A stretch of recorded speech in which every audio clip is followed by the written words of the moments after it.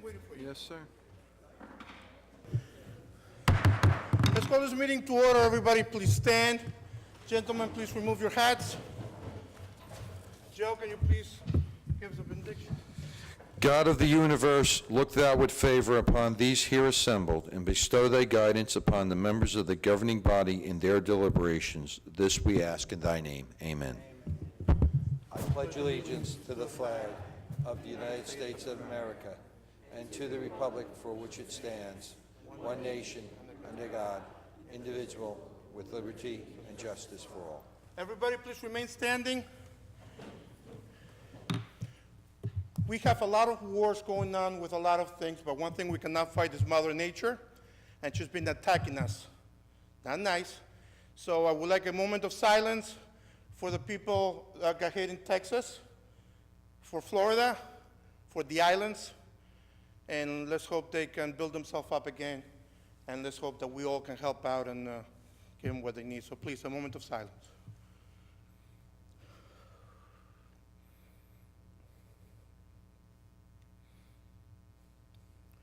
Thank you, everybody. Please sit down.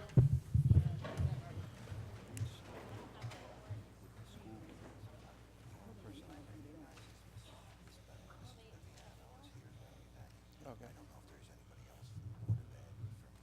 Who's the teacher? Do we have any names? Okay.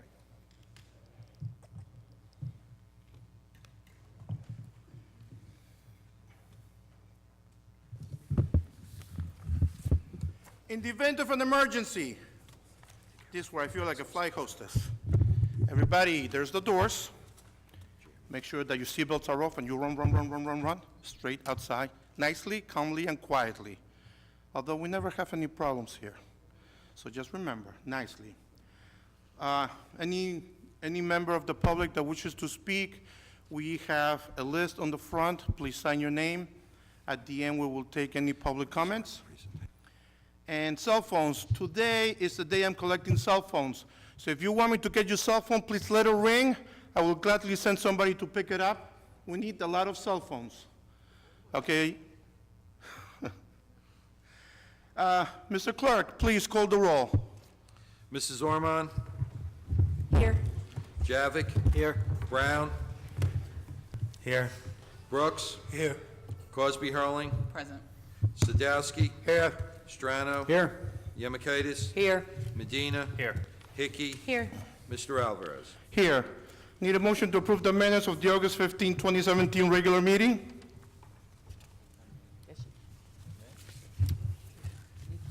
I approved the minute, well, I would make a motion to approve the minutes of the regular meeting. Second. Ask for a second. Mrs. Ormond? Yes. Javik? Yes. Brown? Yes. Brooks? Yes. Cosby Hurling? I abstain.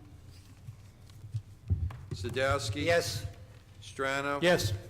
Yemakaitis? Yes. Medina? Yes. Hickey? Yes. Mr. Alvarez? Yes, at this time we will have a few presentations. So everybody know the Pulaski Parade is coming up soon. I would like to call up, well, first I would like to Councilwoman Yemakaitis, Councilman Sadowski. Who else do you need up there? Mayor, can you please join them up front?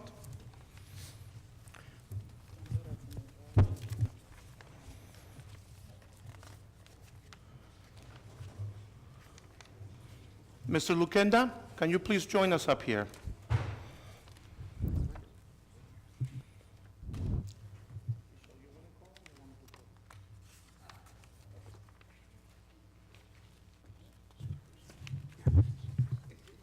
Okay, we'd like to start by calling up Barbara Zavlovska.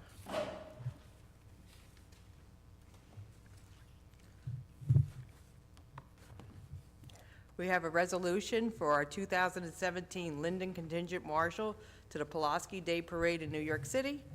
Whereas Barbara Zavlovska has been selected to serve as a 2017 Marshal to the 80th Annual Pulaski Day Parade in New York City on Sunday, October 1st, 2017, by the General Pulaski Memorial Parade Committee of St. Teresa's, Linden, to represent thousands of Linden and Union County residents of Polish descent.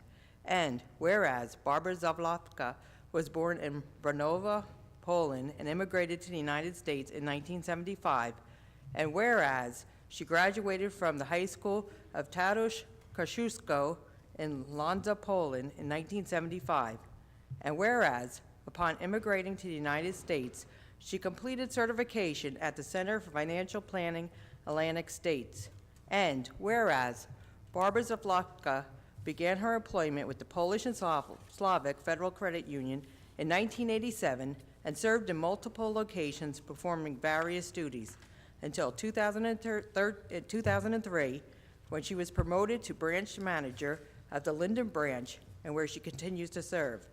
And whereas Barbara is active in the Polish community, serving as a member of the Pulaski Parade Committee, Polish Children Heartline, the Polish Cultural Foundation. She also serves as a lector and is Finance Council President at St. Teresa of the Child Jesus.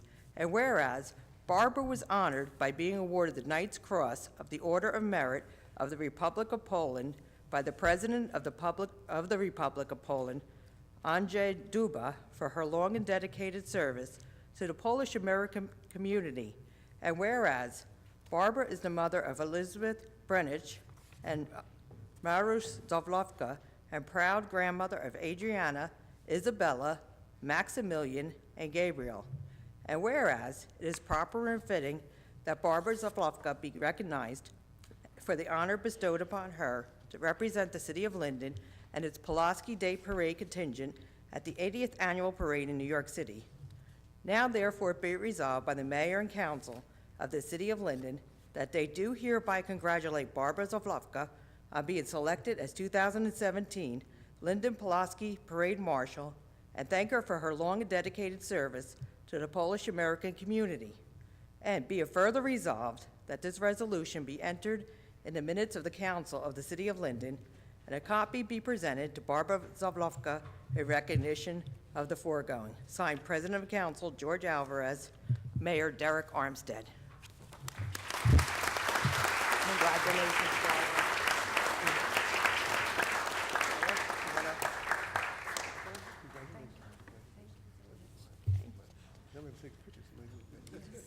Okay. Where's the camera? Anybody have a cell phone?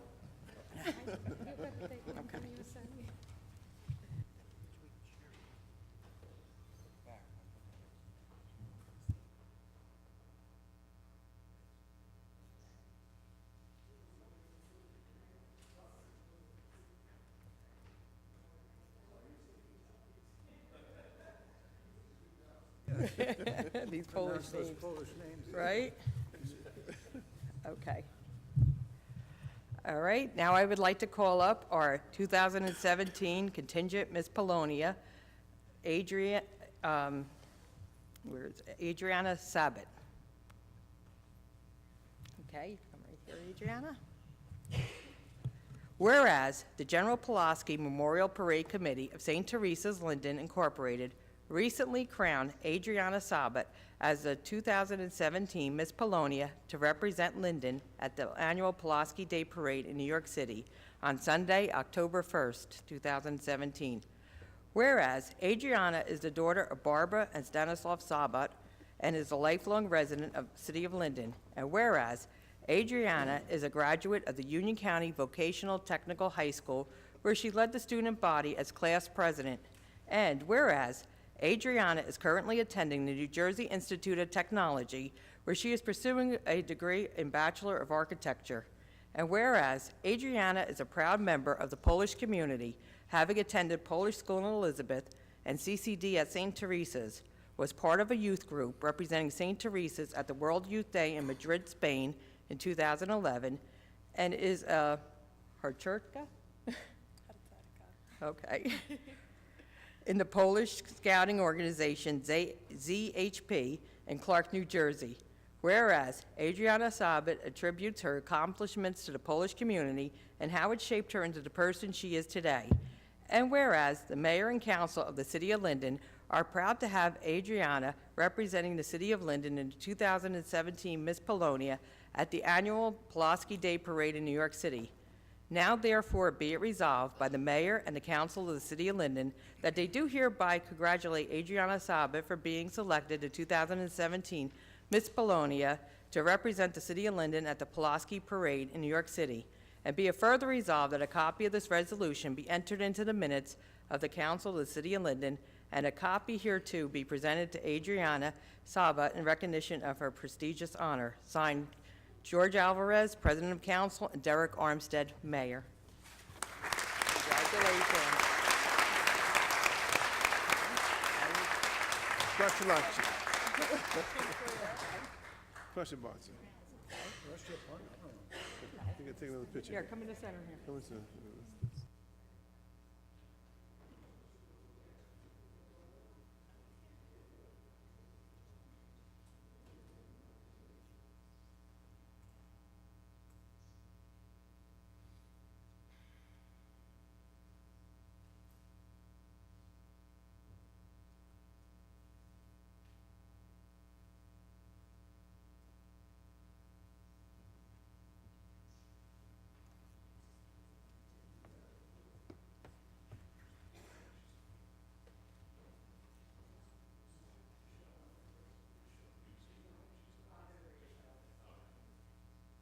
Okay, our junior Miss Polonia, we have a junior Miss Polonia this year with the contingent, but she could not make it here this evening, but I will, her grandmother is our marshal, Barbara, so we will present the resolution to her grandmother. So I'd like to read it so you could learn about our junior Miss Polonia for this year. Whereas the General Pulaski Memorial Parade Committee of St. Teresa's Linden recently crowned Adriana Brenage as a 2017 Junior Miss Polonia to represent Linden at the annual Pulaski Day Parade in New York City. Whereas Adriana is a daughter of Elizabeth and Mark Brenage, granddaughter of the 2017 Linden Marshal, Barbara Zavlovka, and the resident of Hillsborough, New Jersey. And whereas Adriana is 9 years old and attends the Woodfern Elementary School, where her favorite subject is writing. And whereas Adriana has a passion for dancing since she was 2 years old and is currently attending Flair Dance Academy, where she takes ballet, tap, extreme conditioning, ballet bear, lyrical, acro, hip-hop, pom, and jazz, and is part of the Flair Competition Dance Company Jazz, lyrical, hip-hop, production, tap, and musical theater. And whereas Adriana in her free time enjoys surfing, swimming, and fashioning. And whereas Adriana recognizes the importance of family and heritage and loves learning about ancestral home and keeping her family traditions alive. And whereas the mayor and council of the city of Linden are proud to have Adriana Brenage representing the city of Linden as the 2017 Junior Miss Polonia at the annual Pulaski Day Parade in New York City. Now therefore be it resolved by the mayor and council of the city of Linden that they do hereby congratulate Adriana Brenage for being selected the 2017 Junior Miss Polonia to represent the city of Linden at the Pulaski Parade in New York City, and be it further resolved that a copy of this resolution be entered into the minutes of the council of the city of Linden, and that a copy hereto be presented to Adriana Brenage in recognition of this prestigious honor. Signed, George Alvarez, President Council, and Derek Armstead, Mayor. Barbara? We have a very proud grandmother here. At our sashing dinner, her granddaughter, as you heard, she's involved in all these dance groups. She did a dance for her grandmother, and it was very touching. So, you know, as you can see, she's beaming. So, we would also like to ask everyone to please join us in marching down Fifth Avenue for the Pulaski Day Parade. So there's tickets available at St. Teresa's Church if anybody would like to come. So please, you can reach out to me. It's October 1st, okay? Mayor? No, I'd just like to congratulate everybody on their awards. And as they all know, I come to their functions every year. I even speak a little Polish, don't I? Yes, you do. So gratulaccia, right? Gratulaccia, right? And she says, dziękuję, I said, proszę bardzo. Okay. All right, thank you. Mayor, stay there.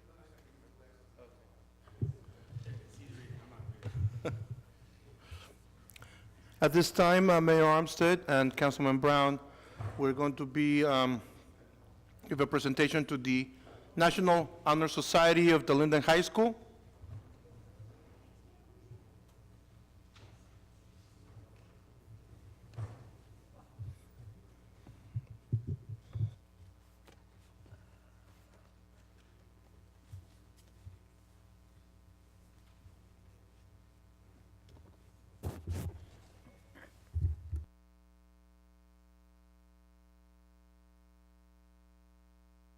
Mr. Brown is asking if he could speak first. Go ahead. I usually let the mayor speak read the resolution so he can mess up all the names and everything else like that, because we have some hard ones here. But we're here today to honor students that for their academic achievements. You know, we have a lot of great and bright students that go through our Linden High School. I feel like, you know, we need to recognize them more. A lot of times during these council meetings, we recognize students for their performances in sports, whether it's football, basketball, things of that nature. And I think that, you know, is upon us in the council to recognize the students who are performing academically well. And so, you know, as a society, we should be proud of the students for what they're doing and encourage them to pursue, you know, their dreams outside of the high school and things of that nature. So I'm hoping today would be the first step of us recognizing the achievements of our students on a more ongoing basis. So with that said, I guess I'll let the mayor read the resolution. Good evening, everybody. As you all know, I go to all the basketball and football games, but I'll tell you one thing. As Councilman Brown mentioned, academics is really where it's at. You know? So, you know, without education, you're not going anywhere. And there's certainly a fine group of young ladies, and I think we got a couple guys here also. Just one guy. Oh, my goodness. Well, there you have it, ladies and gentlemen, the debate whether men are smarter than women. I guess that may just prove, if this is any indication, we're in trouble, guys, because you guys have got us beat, okay? Anyway, again, like Councilman Brown said, you know, academics is really the most important thing that we could ever do as people. We have to raise our children to be academically sound and go to college and be something. I mean, at the end of the day, you guys are going to be taking care of us, so we want you to be as smart as you possibly can be, okay? Without any further ado, we do have a resolution prepared by myself and George Alvarez. It's a resolution recognizing the members of the Linden High School 2017-2018 National Honor Society, and it reads, whereas in 1921, Linden High School established a National Honor Society to recognize those students whose personal achievements reflect the criteria standards of character, scholarship, leadership, service, and whereas members of the Linden High School chapter of the National Honor Society are carefully selected. Membership is both an honor and a commitment. Honor Society members must exhibit academic achievement, leadership, honorable and admirable character, as well as service demonstrating that the member is willing to use their talents and skills for the improvement of society. And whereas the following students have been chosen as distinguished members of the National Honor Society and pledge to uphold the purpose and principles of the society. We have Daniel Abrantes, Haiti Roxanne Alvarado, Alexandria Marie Alvarez, Karina Amaral, Dina Bader, Taylor R. Battle, Christina Biviano, I got that one right, Ayana Monet Brandt, Carolina Butkwitz, Maisha Burnham, Janelle Janice Casanas, Isabella Dubil, Lydia Ifobi, Emily Estrada, Robbins Etienne, Denise Franco, Tony C. Frino, Alexandria Galka, Vicus Gogner, Ashanti Haley, Loveline Jean Charles, Samantha Jesowitz, Christopher Kowalik, Stephen Mendez, Jennifer Mendoza, Christopher Morales, Geraldine Moreno, Andrew Pacon, Bermuda Pierre, Christine N. Palotto, Michael Patrick Pudlick, Keshni Rajwaran, Kevin Rehas, Melanie Lillian Robinson, Jade Nicole Rodriguez, Claudia Rosen, Daniela Sanchez, Brian O. Scarpelli, Salwa Shafiq, Dylan Simos, Alexander Tarnowski, Rosalind Thomas, Jetamin Thomas, Siniqua Akela Walcott, and Jada Simone Yarborough. I want to say, therefore, be resolved that I deserve to be paid more for going through all those names. Now, therefore, it be resolved that the City Council, City of Linden, do hereby congratulate the 2017-2018 Linden High School National Honor Society members for their exceptional accomplishments and commend them for their efforts in earning recognition as a member of the National Honor Society. Be it further resolved that a copy of this resolution be placed in the minutes of the City Council of the City of Linden to mark in perpetuity the accomplishments of these Honor Society members, and that a copy of this resolution be fittingly presented to them. And it's signed by George Alvarez, I can pronounce that, and Derek Armstead, and Joseph Bodek, the city clerk. Got those names right.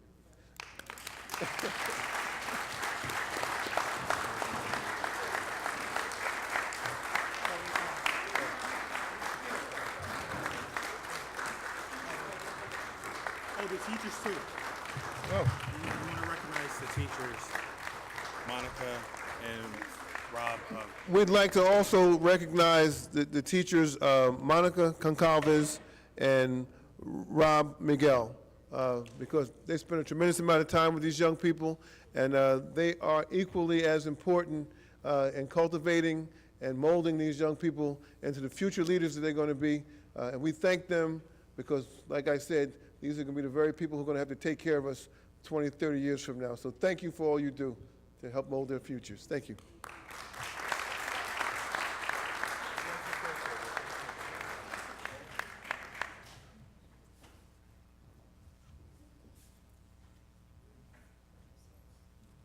We'll take a big picture. Okay, everybody just kind of filter in here.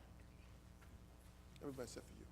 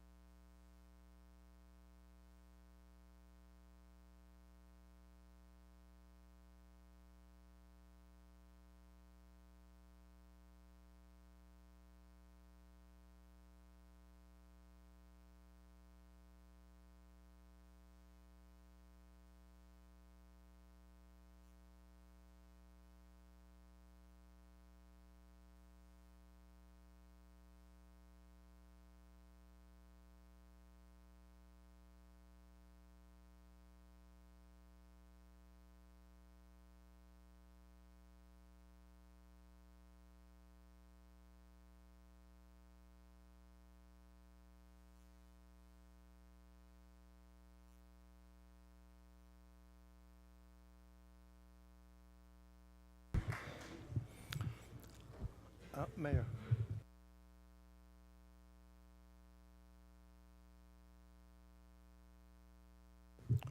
At this time, I would like to introduce, we have a Board of Ed member here, Mr. Viviano.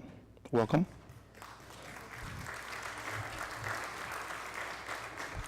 Congratulations to the Honor Society.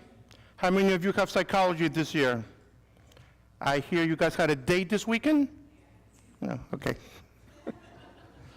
That's the psychology teacher. His name is what? George Alvarez?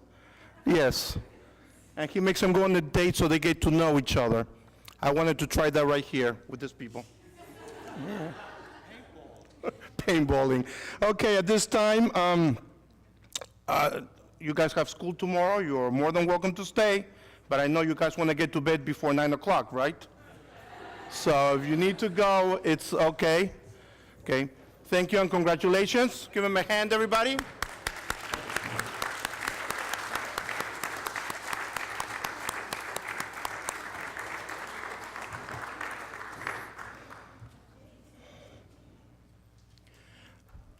Now I will have Councilwoman Cosby Hurling and Councilman Brooks, and I'm going to join them down there for New Jersey Woman American Beauties Plus. Plus. Good evening. We are here. We're going to present a resolution honoring Cynthia. She's well known as C in the community, Strickland, for the New Jersey representative in the National American Beauties Plus pageant. Cynthia, if you'll join us here. So we got all the crowns in the room tonight. Cynthia's a 4th Ward resident. She formerly was the 5th Ward resident. That's where she and I met, and we've been working together throughout the community, and so it's my pleasure to present the resolution. Whereas Cynthia Strickland was born and raised in Essex County, New Jersey, and has resided in Linden since 1998, raising her family and working in the community. And whereas Cynthia Strickland is the mother of 3 young women, Khadijah, Janae, and Raquel, in whom she has instilled the value of literacy, community service, and whereas Cynthia Strickland's official state title is New Jersey Woman American Beauties Plus, and she represents full-figured women, size 12 and up, and women ages 40 to 50. And whereas American Beauties Plus pageants offers women of all ages, size, color, and backgrounds the opportunity to celebrate their individual accomplishments, community involvement, and service to others, this is a vehicle for personal development, promotion of personal platform, and community involvement. Whereas Cynthia places an immense value on literacy, and whereas since 1995, Cynthia Strickland has been spreading the joy of reading by giving away free and gently used books throughout the state of New Jersey. And whereas her association with local libraries as well as through nonprofit organization, she founded See and Learn Literacy, many people having been encouraged to read more, and whereas a result of her dedication and commitment to eliminating literacy one child at a time and using this national platform of the pageant to share her mission of eliminating literacy one child at a time. Whereas the mayor and council of the city of Linden wish to recognize the many accomplishments of Linden resident, Ms. Cynthia Strickland, in her quest to improve literacy and her being selected New Jersey's Woman American Beauty Plus. Now therefore be it resolved by the mayor and the council and the city of Linden that they do hereby congratulate Cynthia Strickland on being selected to represent New Jersey in the American Beauties Plus pageant, and thank her for her many services that she helps provide in the Linden community and many communities that she works in here in New Jersey. Be it further resolved that a copy of this resolution be placed in the minutes of the City Council of the City of Linden to mark in perpetuity the accomplishments of Cynthia Strickland, and that a copy of this resolution be fittingly presented to her, which we're going to do tonight. So, Ms. Strickland is actually the representative from New Jersey, and she's going to the national competition. So, being a woman, a plus-size woman myself, I thought that this was a good idea because sometimes, you know, the big girls don't get the opportunity to shine. So, thank you for representing plus-size women, and best wishes on your national competition next month. So this is for you. Thank you. Congratulations.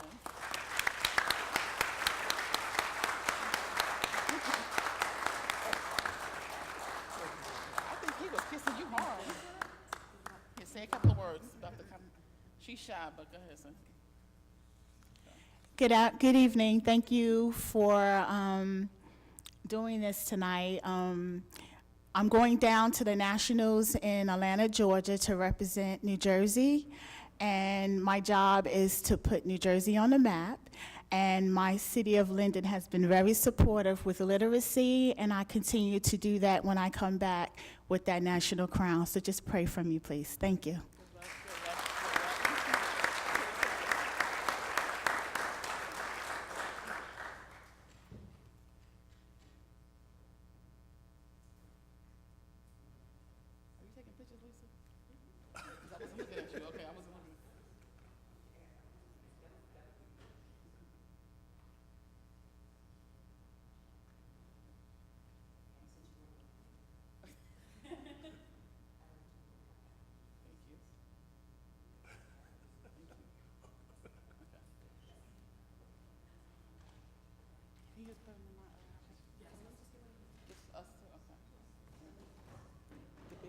Watch out for the big girls. Wait, you think a little bit too sexy. Wait, Dawn. Okay, look at Dawn. I wasn't looking at you. I wasn't looking. Try not. Look at Dawn. I love you too.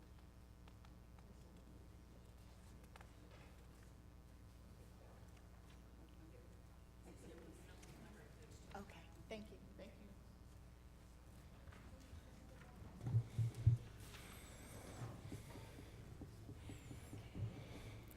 At this time, we're going with the ordinances on hearing. First, I want to start with ordinance 6148. I would like to have a motion to table this ordinance from August 15th to the October 17th meeting. Can I have a motion to table it, please? Yes.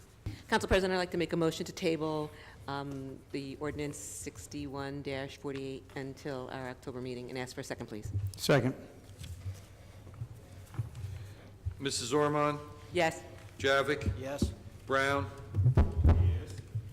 Brooks? Yes. Cosby Hurling? Yes. Sadowski? Yes. Strano? Yes. Yamikaitis? Yes. Medina? Yes. Hickey? Yes. Mr. Alvarez? Yes. Mr. Porter, can you please read 61-51?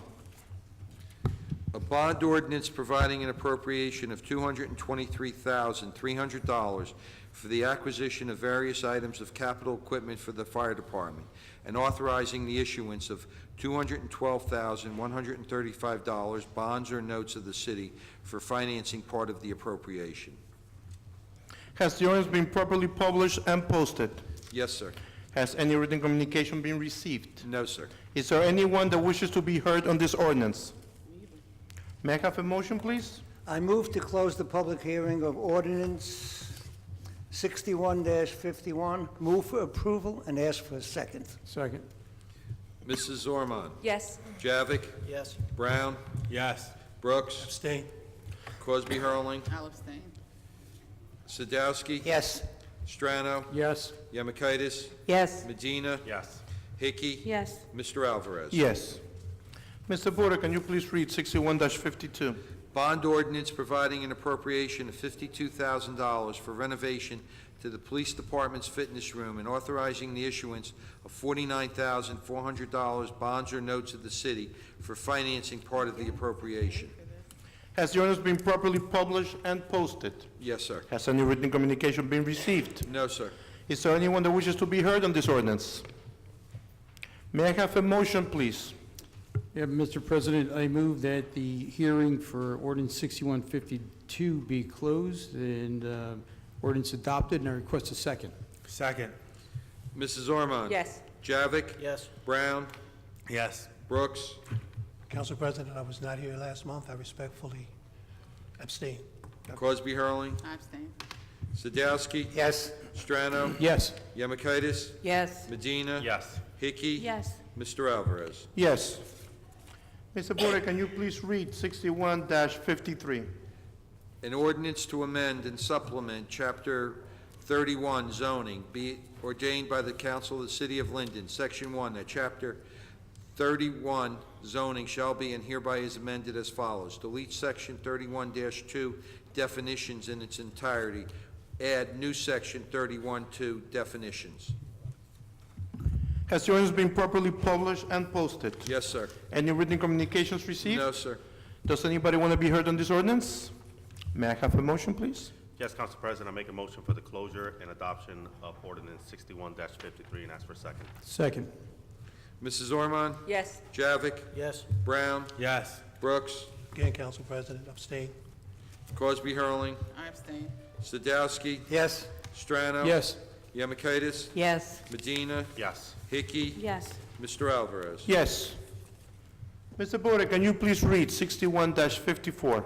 An ordinance of the City Council of the City of Linden vacating the perpetual easement reserved for the benefit of public utility companies on a portion of Lombard Street pursuant to NJSA 40:67-1 at sequent.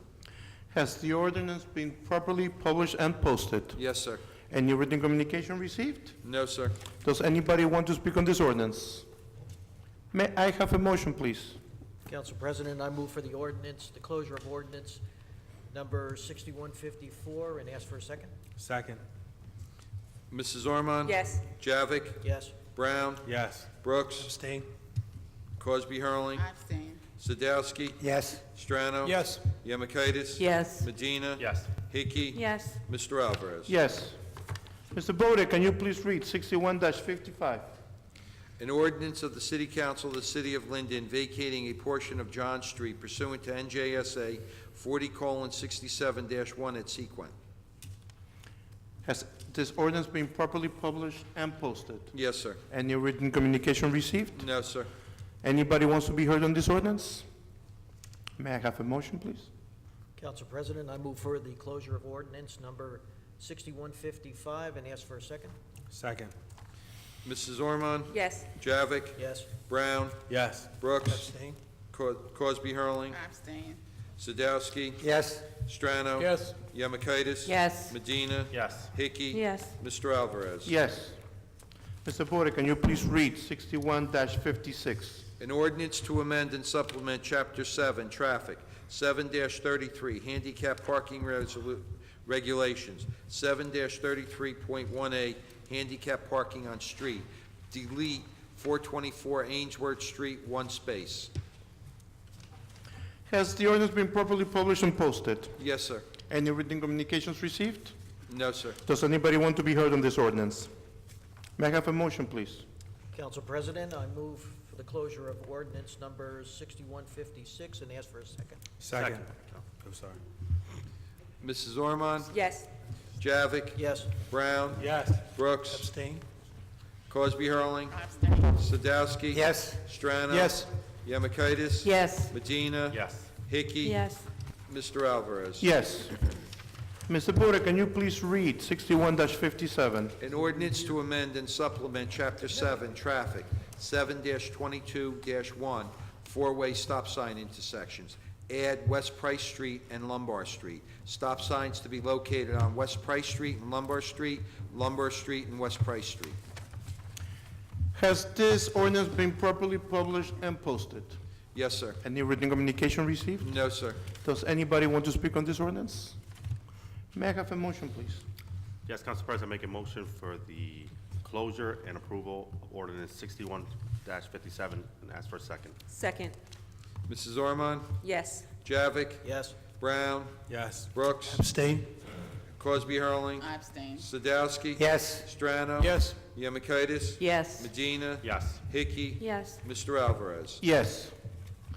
Mr. Porter, can you please read An 61-58? ordinance to amend and supplement Chapter 12, Property Maintenance for Non-Residential Properties. Amend Section 12-10, Administrative Provisions as follows. Add Section 12-10.14, Commercial Continued Certificate of Occupancy. Has the ordinance been properly published and posted? Yes, sir. Any written communication received? No, sir. Anybody wants to be heard on this ordinance? Please, Mr. Principado.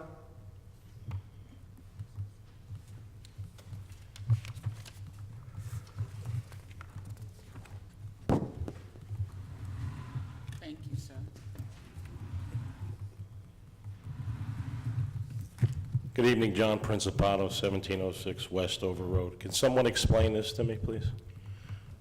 Mr. McCarthy, are you, I know Mr. Antonelli was unable to make it today, but do you have an explanation for 6158, sir?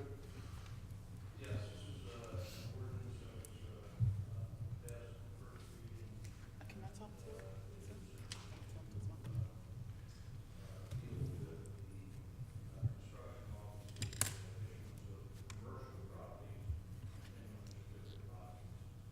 Mr.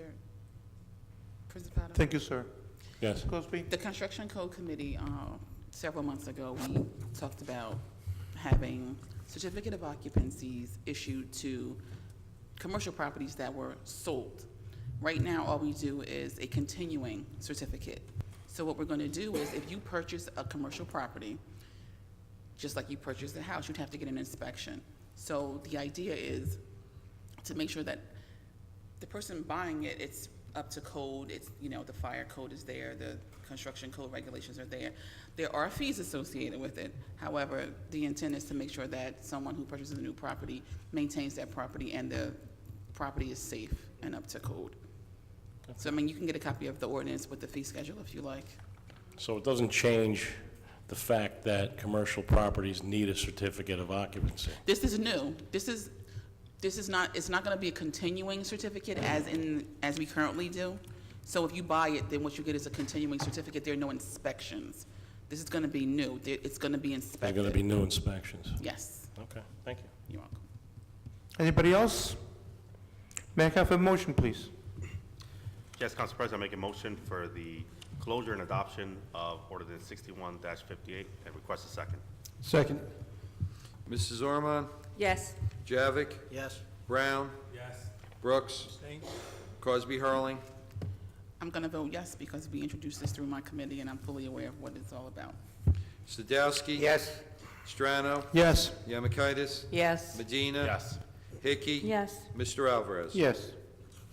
Mr. Porter, can you please read 61-59?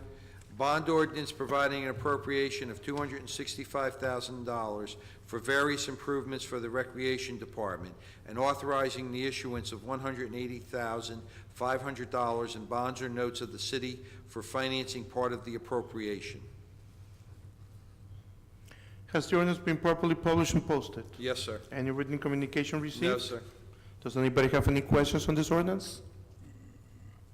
Mr. President, before you ask for a motion on approval, if the people have that copy out in the audience, they're reading it, it's not Memorial Park improvements, it's Dr. Martin Luther King Park. Oh, that's right. No.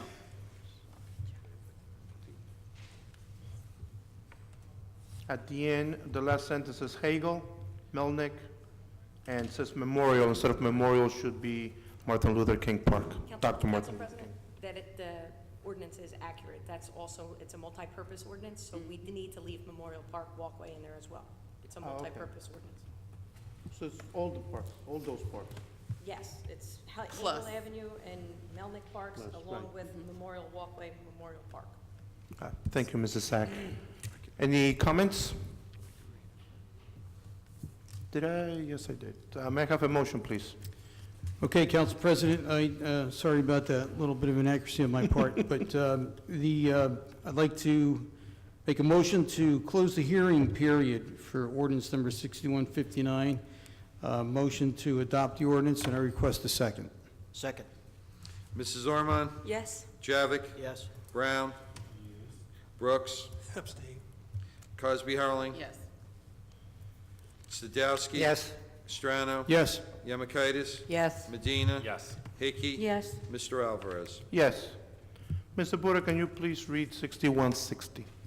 Bond ordinance providing an appropriation of $357,500 for the acquisition of various items of capital equipment for the Department of Public Works and authorizing the issuance of $339,625 bonds or notes of the city for financing part of the appropriation.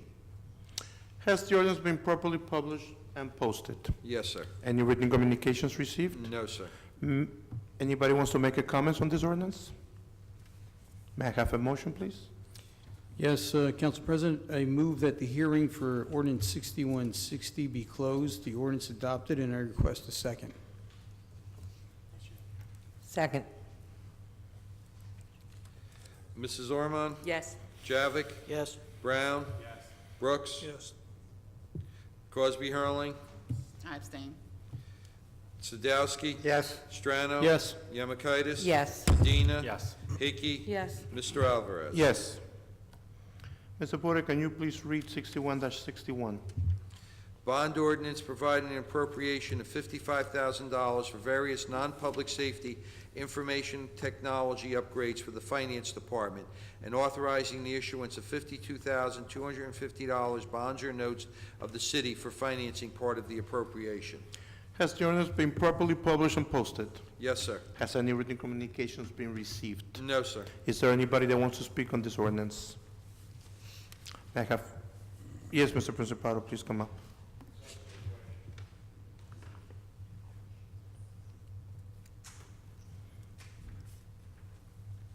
Can you just tell me or us what that involves?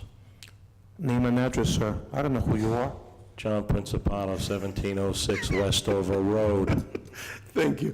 Mrs. Zach, can you answer the question, please? Yes, this ordinance pertains to all non-public safety computers throughout the city of Linden. We do various software upgrades, firewall upgrades, as well as thin clients that need to be replaced, certain hardware that needs to be replaced, computers and printers. Thank you. Any more comments? May I have a motion, please? Council President, I move that the hearing for ordinance 61-61 be closed, the ordinance adopted, and I request a second. Second. Mrs. Ormond? Yes. Javik? Yes. Brown? Yes. Brooks? Abstain. Crosby Hurling? I abstain. Sadowski? Yes. Strano? Yes. Yemakaitis? Yes. Medina? Yes. Hickey? Yes. Mr. Alvarez? Yes. Mr. Porter, can you please read 61-62? An ordinance to amend an ordinance entitled, an ordinance establishing a schedule of titles, salary ranges, and regulations for maintaining the classification and salary standardization plan of all employees of the City of Linden, passed August 15, 1995, and approved August 16, 1995, amending Schedule 4LL5. Has the ordinance been properly published and posted? Yes, sir. Any written communications received? No, sir. Is there anybody that would like to speak on the ordinance? May I have a motion, please?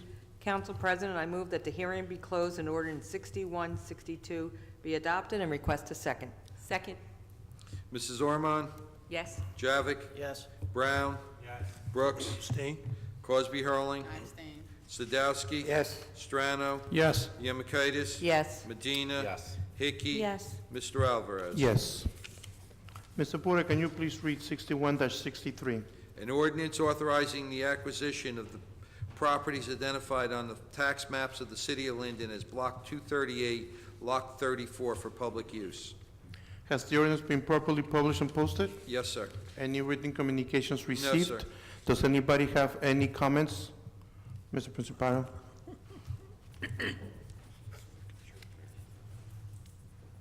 Name and address, please, sir. John Principano, 1706 Westover Road. My question is the city going to purchase this property? Yes, that's exactly what it is. Mr. McCarthy? Yes, Mr. President. Will you be able to answer a little, well, was that the only question you had? That may not be the only question I have, but that's where I want to start. I want to begin Yes. from there.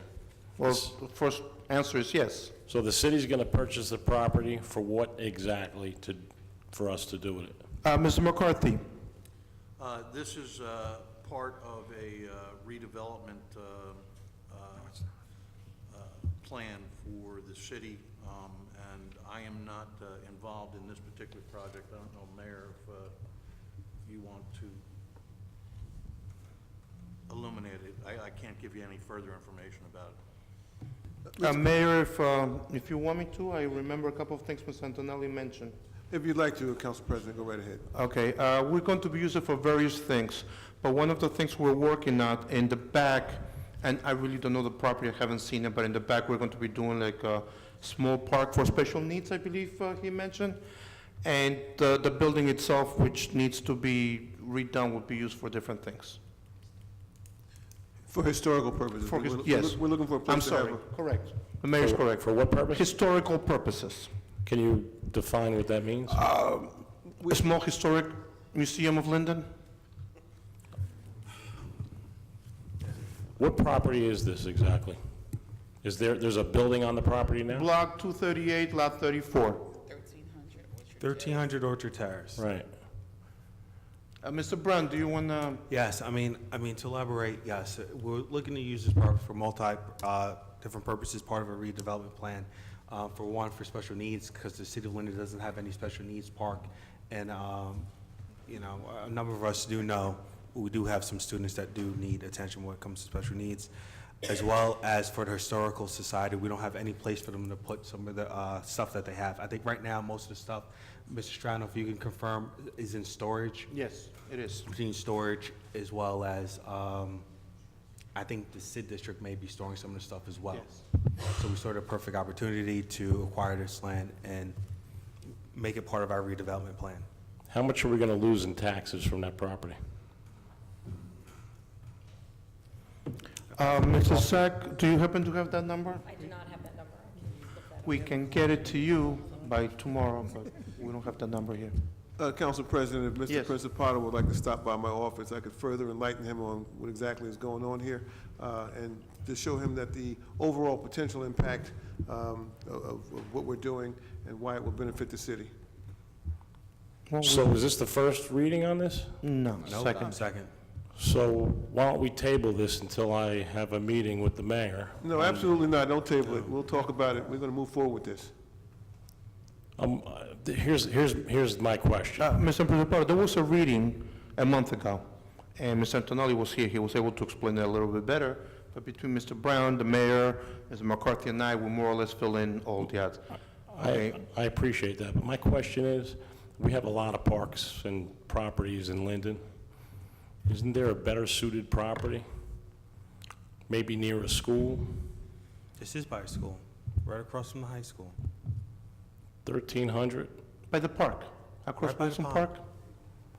Is that the synagogue? No. No, it's a house. Across the street from the synagogue?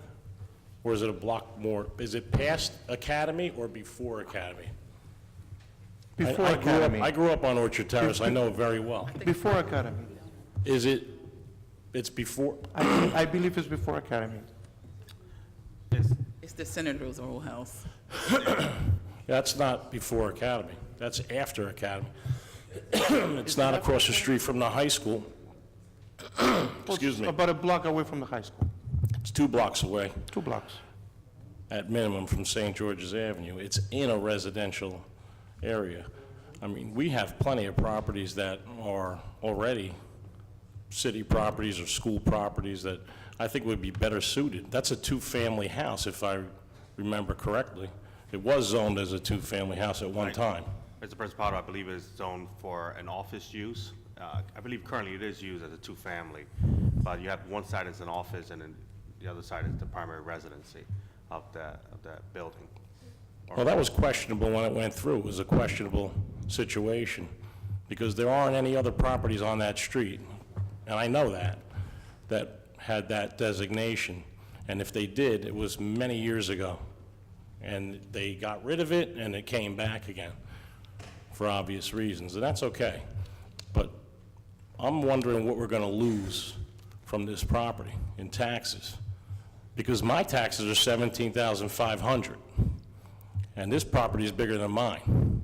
So I'm just wondering what we're going to lose. Councilman Brown? Yeah. This, without disclosing too much, again, this is part of a redevelopment plan for us to actually not lose millions of dollars in tax rateable. Can't disclose too much of it, but this is something that's been carefully thought of. And it's not a matter of us binding us to buy this property. This is giving us the opportunity if this property arises. So by passing this ordinance, it's not that we're going to go buy this property tomorrow. It's if it becomes available for us to buy. So we can pass this ordinance, and this is a moot point. But it's part of a redevelopment plan that has been carefully looked at and laid out by professionals as well as some of our redevelopment council. I appreciate that. And I understand what I can read between the lines. I understand that we're going to be getting money from the state or federal government or whatever, just like we did for the sidewalks. But think about that area, and it's not a commercial area. It's not, there aren't any schools across the street. It's all residential. I think that this is something, and I appreciate the idea for, special needs children. I get it, believe me. But I don't believe that that property is the best suited property for what you're thinking about doing. I really don't believe that. That's my opinion. I may have other people that agree with me, I may not. That's a residential house right now. Mr. Principato? Yes. I do appreciate your comments, but I hear you speaking about everything that we're going to lose. But there's one thing that we are going to gain, and I'm speaking as a mother of children with disabilities, special needs children, who never had a park in the city of Linden that I felt as though my children were safe. Never had an area in my city where I felt as though I could take my children and just let them freely roam without other children or, pets or whatever, interfering with their space. The special needs population is growing by leaps and bounds. Predominantly because there are cities, especially Linden, we have a lot of services that we're offering parents and children with special needs. So we have a lot to gain by doing something like this for parents who have never, ever, ever had any other recourse for their children. I purposely purchased a house with a backyard because I knew there was nothing safe in the city of Linden for my 2 children with autism to participate and play in. So while, like I said, I hear everything that you're talking about what we have to lose, I'm appealing to the hearts of people who will never understand what special needs parents go through. We need this. We have a lot to gain for our children and for the city of Linden. I appreciate that, and I've met your children. And they funked, from what I've seen at certain affairs, they were having no problem. As a matter of fact, we were at an affair at about a week ago, and they were integrating with other children. But what you at don't know is that big as a park. mother, I can't take my eyes off of them. I understand that. And while mine are high functioning, there are other children who aren't, and we have I'm not- serious concerns. Listen, I'm not going to argue that. I understand. I've never taken my children to a park in Linden and not felt safe. And there's a lot of parks in Linden, and I've been to every single one of them. Okay? And I've never been in a situation where I haven't felt safe.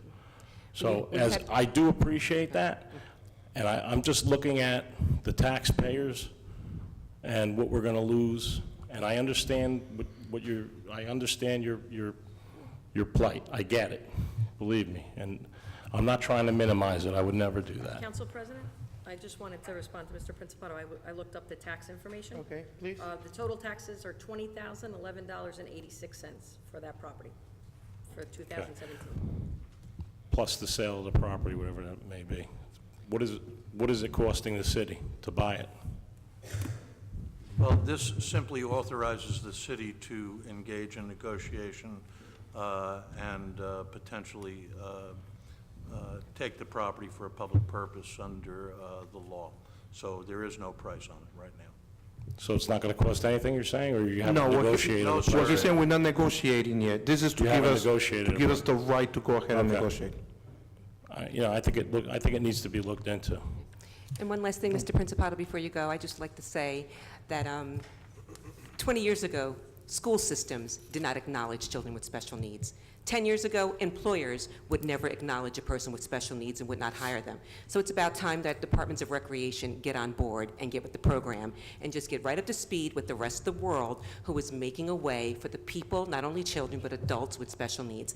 That's why we have the Americans with Disabilities Act, because we know that there are people that will fight tooth and nail to keep special needs children and adults from having what they need. And this is just Linden's way of just becoming a little bit more progressive and doing what other communities are doing. And actually, we're pioneers with when it comes to setting the standards for children with special needs. We do a lot better than a lot of communities. So I'll be proud and happy if something like this happens. My children are big now.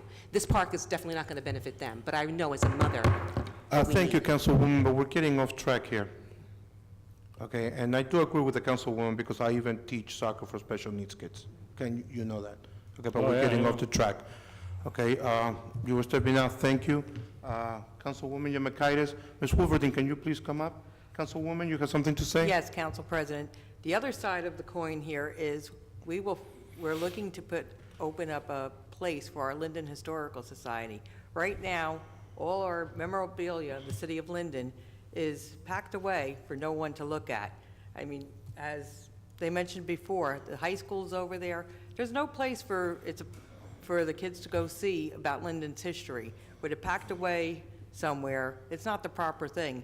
It's actually disgraceful that we're not having a place for many years like this to show off our history. We have a great past, and it deserves to be on display. Thank you, Council President. Thank you. Ms. Wolverton?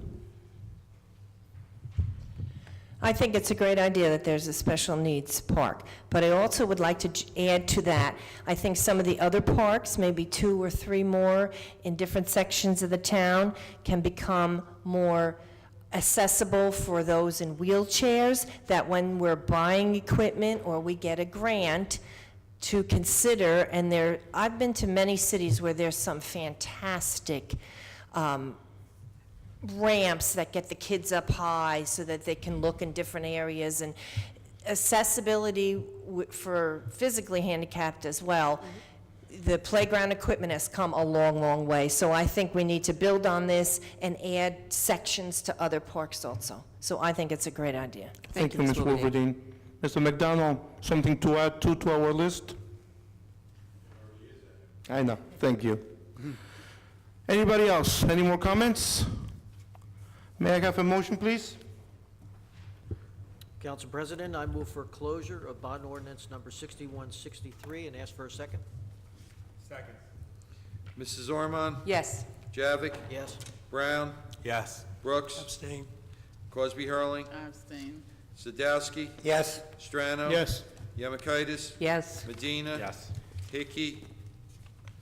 Mrs. Hickey is... Oh, she just stepped out. She should be right back. Mr. Alvarez? Yes. Sorry, Mr. Bodek. That's right. Okay, the consent agenda. All items listed with asterisks are considered to be routine by the city council and will be enacted with one motion. There will be no separate discussion on these items unless a council member or a citizen so requests, in which event the item will be removed from the general order of business and considered in its normal sequence on the agenda, items 1 through 5. Does anyone wish to remove any item? In that case, may I have a motion to approve items 1 through 5, please? Yes, Council President, I make a motion for the approval of consent agenda items 1 through 5 and ask for a second. Second. Mrs. Ormond? Yes. Javik? Yes. Brown? Yes. Brooks? Abstain. Crosby Hurling? I abstain.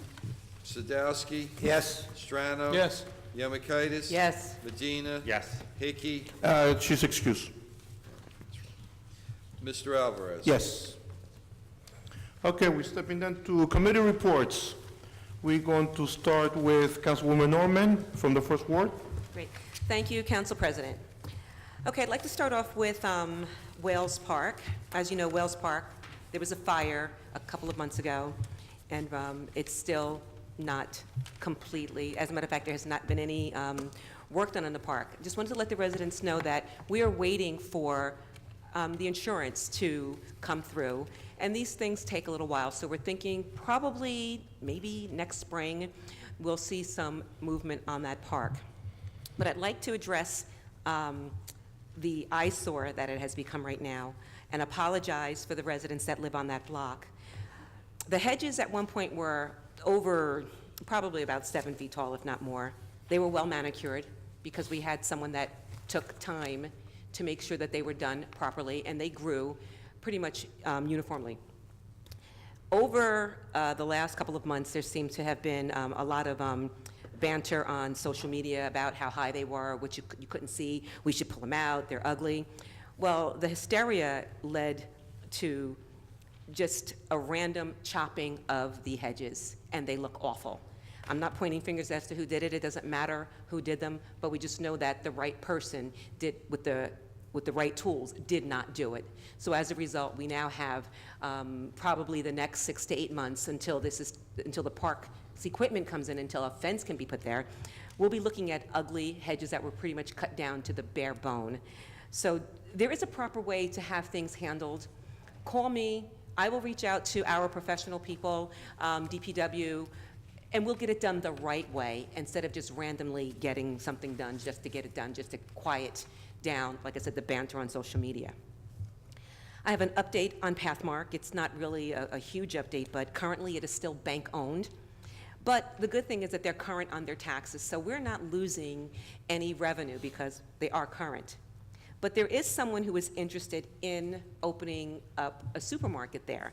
Right now, we don't have a lot of details. The mayor has more information than I do, and he might elaborate on it a little bit more. But there is somebody who is interested in opening up a supermarket there. We're not quite sure what chain it's going to be. And there's some things that are going on with, how they're going to secure maybe funding and possible grants, whatever.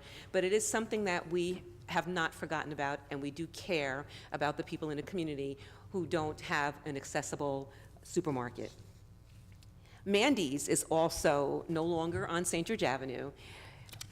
Mandy's, the store, did not go out of business. That particular location closed, and it is going to be some form of medical facility. Not quite sure if it's going to be a care station, but the bottom line is it's going to be occupied. They're renovating it, so it's going to look nice. It's not like we're going to have an eyesore on St. George Avenue. So it is going to be utilized. It's a tax revenue base for us, and I believe everyone will be happy once everything is complete.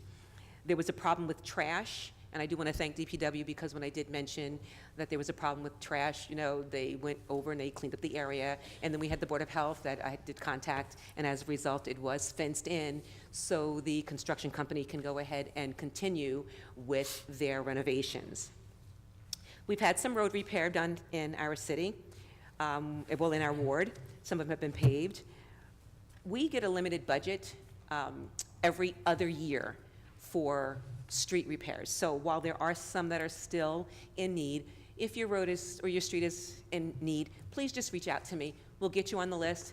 It may not be able to be done this year because of the budget that we have, but in the upcoming years, we will consider getting those done. We do take into consideration the damage that has been done to the street, as well as how long it's been since they were last paved. I do also want to talk about traffic on a one-way street in the ward coming off of Purdue. When you come off of Purdue Street, there is only one way for you to turn onto Academy Terrace, and that is making a right turn. It is a one-way street. If you make a left turn, you literally have to go a half a block in the wrong direction. That poses a safety hazard for our children, our pets, and our residents. It is illegal, and I'm letting the people that live in that area, regardless of what ward it's bumping up against, that someone in my ward did complain about it for the safety of his children and all involved. I have contacted the police department and have asked for, let's call it, police officers to sit there and watch and issue tickets to anyone who breaks the law. We're not going to wait for a child to get hit by a car because someone is not looking and making a wrong turn. So please obey the law. It doesn't matter whether you live there, whether you're driving through, whether you're a doctor, a lawyer, a police, work for the police department or the fire department, or whether you're a chef in a restaurant. You are not exempt from following the one-way street. To my residents on Arkama, Arudo, Keep Street, and as well as Summit, we have not forgotten your parking situation. I would like to set up a meeting sometime in October where I can have families come in and just, represent your household and express a little bit more in detail what your concerns are. I have not forgotten you. Last month, we had an issue with graffiti in our ward. It is so critical that when you know there's a problem, for you to reach out to the elected officials, reach out to the police department, reach out to someone who's going to be a credible source for information. It was stated that this racial graffiti was put in front of the synagogue. While there's no room in our city for any behavior of that, that information that was on a Facebook site was incorrect. It was not there. It was in front of the high school. It was also indicated that one of our city employees who worked for the summer, one of our young children, was the perpetrator. That is not true. It was also insinuated that the supervisor of the kids that worked for us for the summer was the one who let that fall through the cracks and was not doing his job. That is not true. It makes parents fearful when they hear that there are possibly supervisors that aren't doing their job when their children are working. It's not true. Our supervisors do a wonderful job at watching the kids. That particular incident was residual paint that was mostly dry from the kids painting the curb, and someone took a rag or something and tried and put the graffiti there, and it was ugly. It was also stated that the child had to go and scrub it off himself. That's not true. I reached out to our Department of Public Works, who came within 15 minutes and covered it. So there was no child involved, there was no fault of DPW, nothing. So I just encourage you to please reach out to credible sources, because everyone jumped on the bandwagon and really made some bad accusations. It gives Linden a bad name when people from other cities read that garbage. We don't tolerate nonsense. We have a multicultural community, I should say, and we embrace one another. So, like I said, just reach out and get the facts, and I'm saying that politically speaking. Get the right facts. Also, to the residents of the First Ward, we're going to have a ward-wide yard sale, October 14th and 15th. We will be joining a couple of other wards who will be having theirs as well. A couple of people had mentioned that they would like to do this. So on October 14th and 15th, we will have this ward-wide yard sale, and there will be a waiver of the fee. So start purging now and bring all your stuff out. We're excited to have you. And then last but not least, school is back in session. Please be careful around our schools and throughout the community.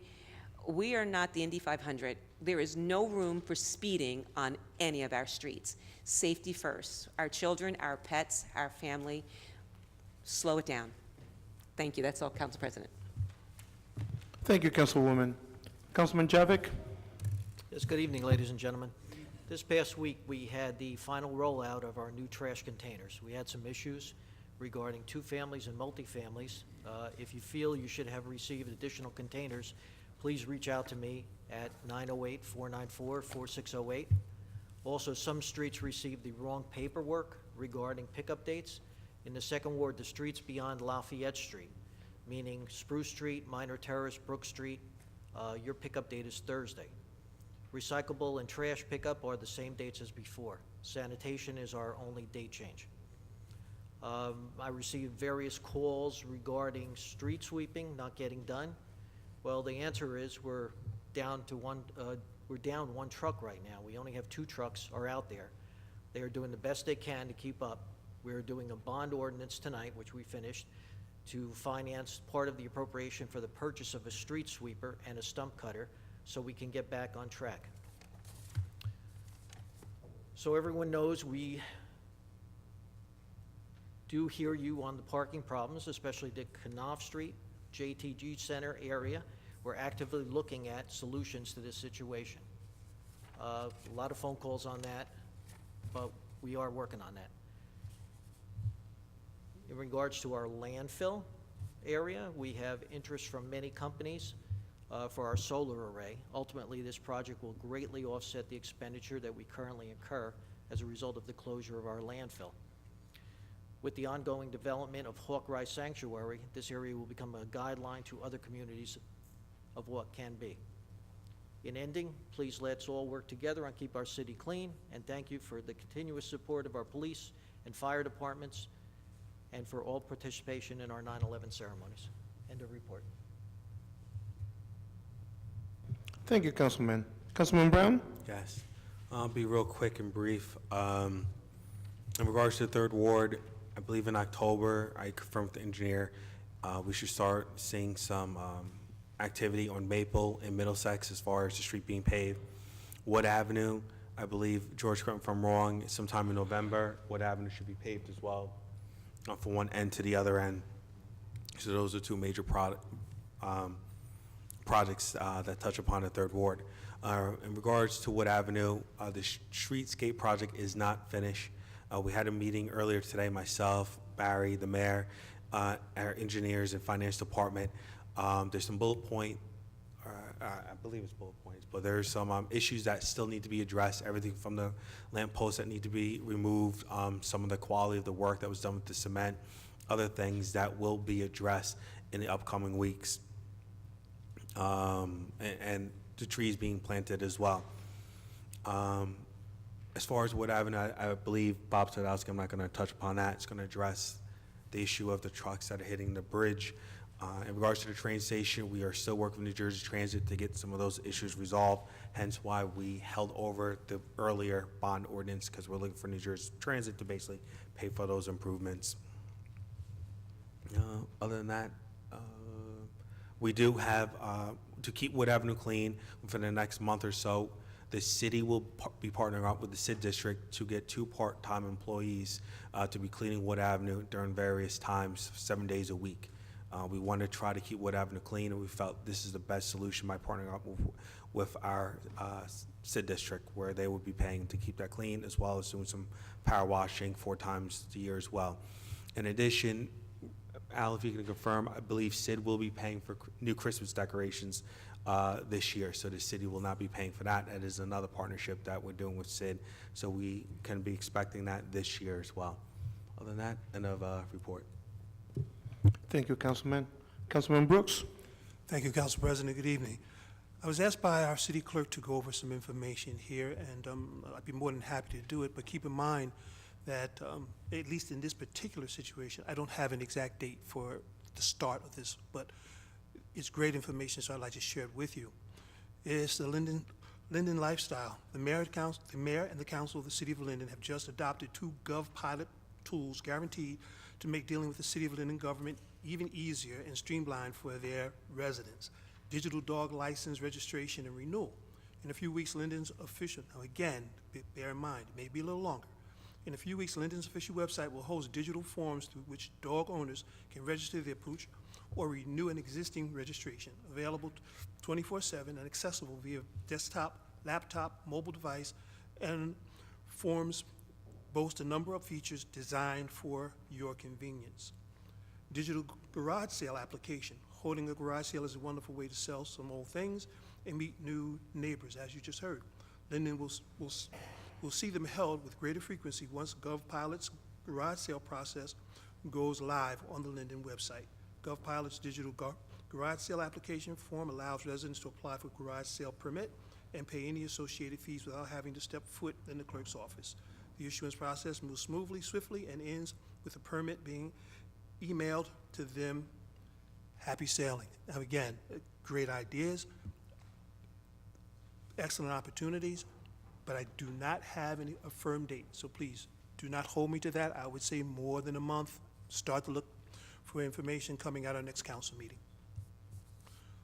Also, from the city clerk's office, the following licenses, permits, and transcripts issued in the city clerk's office during the month of August 2017 and fees received have been turned over to the municipal treasurer for the city of Linden. 102 birth, death, and marriage certificates, $1,053 is the city revenue. State revenue, 0. 31 marriage civil union licenses, $93. City revenue, $775. State revenue, domestic partnership, 0. Miscellaneous revenue, $34.15. 174 EDRS vital statistics, $2,610. No burial permits, interest earned, 62 cents. 315 total transactions, $4,267.77. State revenue, I'm sorry, that's city revenue. State revenue, $755, for a grand total of $5,042.77. I hereby submit the monthly financial report for the Division of Transportation and Parking for the month of August 2017. This is from the Department of Public Works. This report includes the collections of on- and off-street parking meters, railroad parking lots, railroad parking meters, and merchant parking permits. New York side collections, $4,101. Trenton side collections, $4,354. Credit card transactions, $27,540.56. Parking meter collections, $10,763.30. Railroad parking permits, $1,353.76. Merchant permits, $133.80, for a grand total of $48,246.44. Lastly, from the City Clerk's Office, City Clerk's Licensing Division is submitting the monthly report for the month of August 2017. This report issued 44 dog licenses and issued 62 miscellaneous licenses and collected $2,599. In the Fourth Ward, we've had great luck with our park, Dr. Martin Luther King Park. The basketball court is done, paved, the stanchions, the backboard, the rims, nets are all up, but there are some additional work that's going to be done, as I talked about, in another area at the end of the park, the kids area and the area where our adults work out. Sometimes it gets a little much for me, so I'd like to ask Mr. McDonald to step forward and please give us a little information with regard to some of the delays that have occurred with regard to the repairs, the renovations.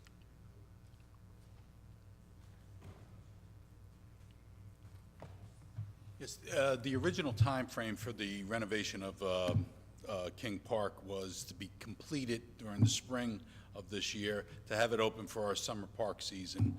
Unfortunately, the state contract purchasing agreement for the playground equipment was delayed for unknown reason. Normally, it takes about a month or two after the old one expires. For some reason this year, it didn't get awarded until the end of May.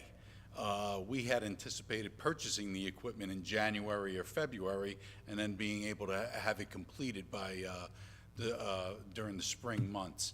Unfortunately, like I said, it didn't get awarded until May, so we just recently purchased the equipment.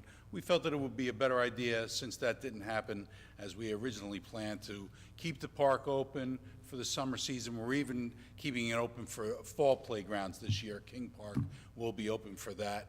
And then when that wraps up, we should have the equipment in by then. It will be the first park that we are going to do the equipment renovations on as soon as that equipment comes in. So that was the reason for the delay, was the state contract award for the purchasing of the equipment. Thank you, Director McDonald. Okay. Lastly, Council President, I would like to thank the Council President, and all members of the Council. I had a family emergency. I was not here last month in South Carolina. My home happened to be one of the homes that was in the path of the hurricane. Thank you to the Council for allowing me the opportunity to get home and to handle some personal situations that occurred there. Thankfully, it was not as serious as it could have been. So again, thank you to the Council and all members for allowing me the opportunity to do that. And with that, Council President, that concludes my report. Thank you. And anything for you, Mr. Brooks? Anything at all? Councilwoman Cosby-Hurling. Thank you. Good evening. I'm going to try and be short, but I am back, and I'm not going to take up too much of everybody's time tonight. From the Construction Code Committee, the report is on file at the clerk's office for how many permits that they issued, and the Gov pilot that the Councilman Brooks mentioned is doing great in that department. Our reports are nice and clean, they're easy to read, and they provide lots of information in a quick view. So I'm pleased that we do have that program, and looking forward to the other things that they can do for the departments to increase efficiency and to help the residents do their city business. From the Board of Health, the Linden Health Department is currently registering Linden residents for their annual seasonal influenza immunization program. They don't have set dates for the clinics yet. However, anyone who registers for the flu shot will get the notification from the Board of Health. They can register by calling the Board of Health at 908-474-8409. The number for the Board of Health again is 908-474-8409. Once you are registered, you'll get notification about when the clinic dates will be. All Linden residents aged 60 and older with chronic illnesses are encouraged to get vaccinated for the seasonal influenza shot. If anyone has any questions, they can contact the health department between 10 and 5 to register for the flu shot. That's from the Board of Health. From the 5th Ward, we had a ward-wide sale in June, and unfortunately it rained early in the morning, so lots of people canceled.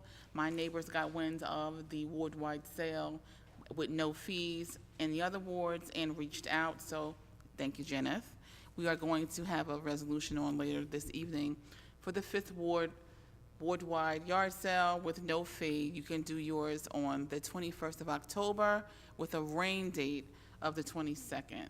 So that'll be on later this evening as a resolution. Our cancer awareness walk, the website has 2 errors on it under my page. The date is actually the 22nd of October, so we're going to do our 2nd annual cancer awareness walk. The information is going to come out.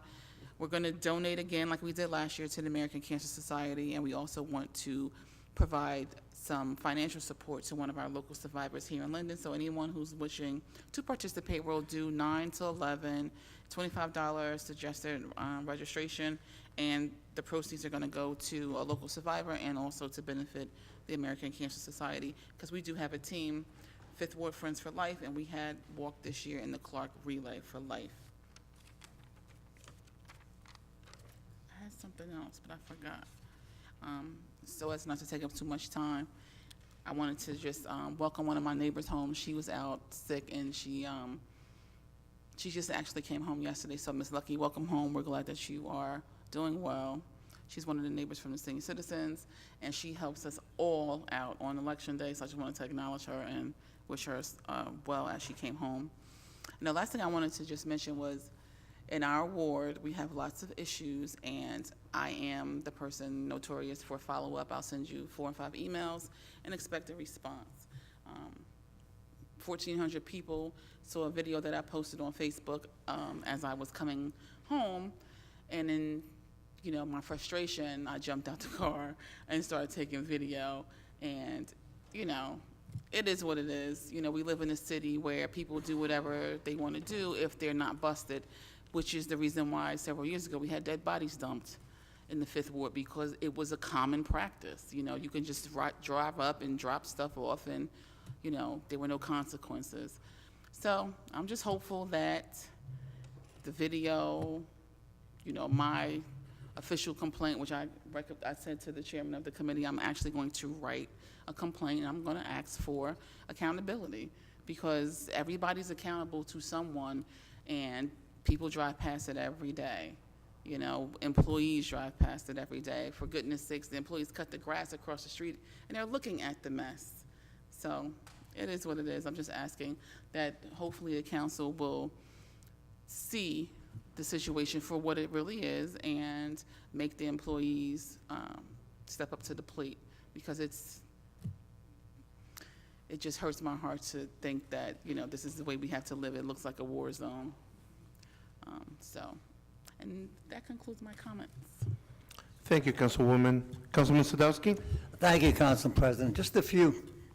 From the fire department, this month permit fees, they collected $3,537. CSDCMAC, $2,845. Fire prevention, $59.75. Total monies collected was $6,641.75, a grand total of $6,441.75. Also, they had receipts, deposits of $61,433.46 from the ambulance reimbursement system from August 2017. The total the total monies were $5,035, $187.88. Also, just to remind you that Fire Prevention 2017 will be held on Friday, October 13th, in front of City Hall. That's October 13th in front of City Hall. Please attend. As a member of the Sewage Authority, Raway and Linden, we are in the midst of changing the head of it. Gary Fair, who's been there for 30-something years, is retiring. Right now, we are in the pursuit of an executive director and a plant superintendent. Gary will stay until the beginning of January, and then he will leave, so we're into that. Let's see.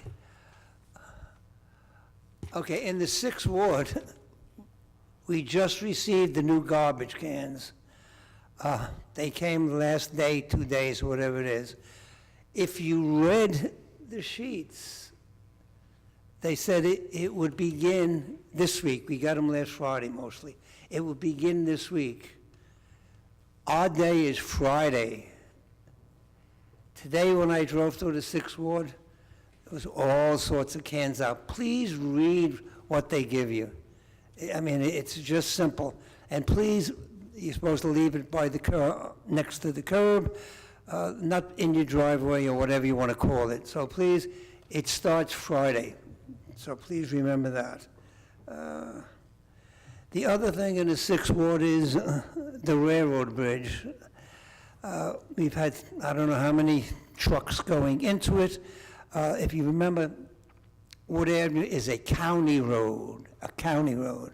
It's not a city road, it's a county road. A funny incident was, they came down, I guess, last week, checking on the height of it. While the inspector was there checking, a truck ran in and got caught underneath it.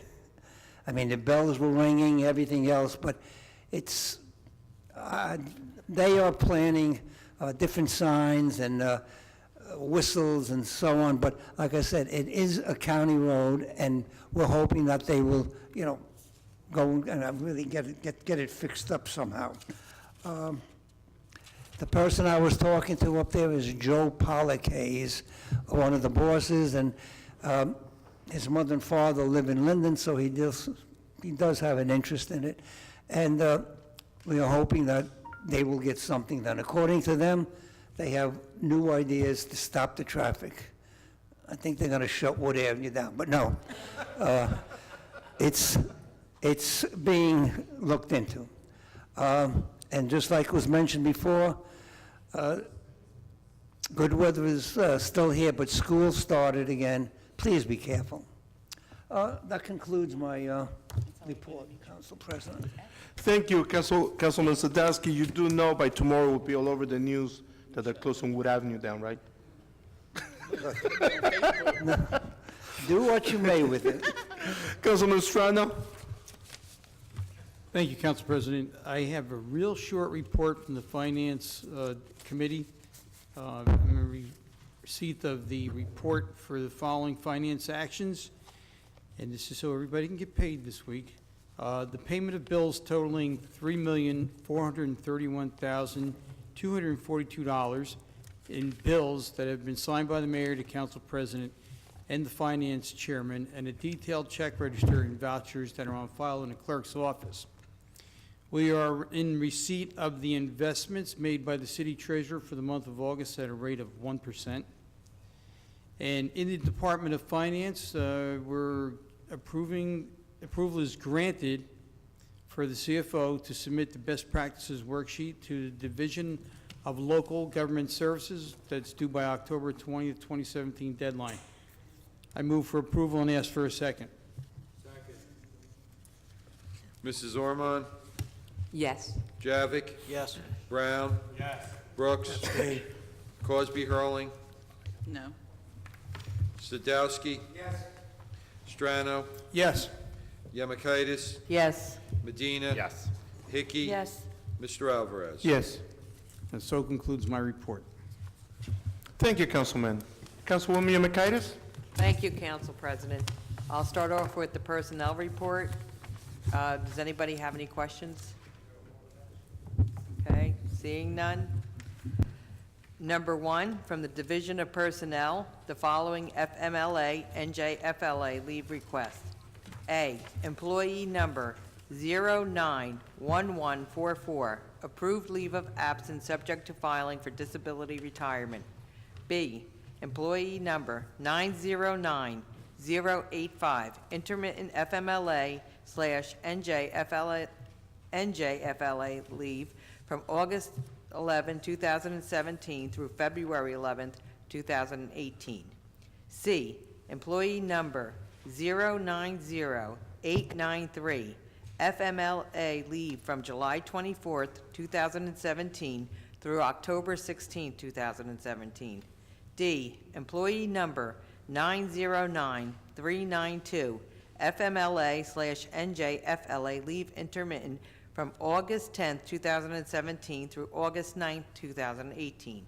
E, employee number 000650, FMLA leave from August 3, 2017 through November 2, 2017.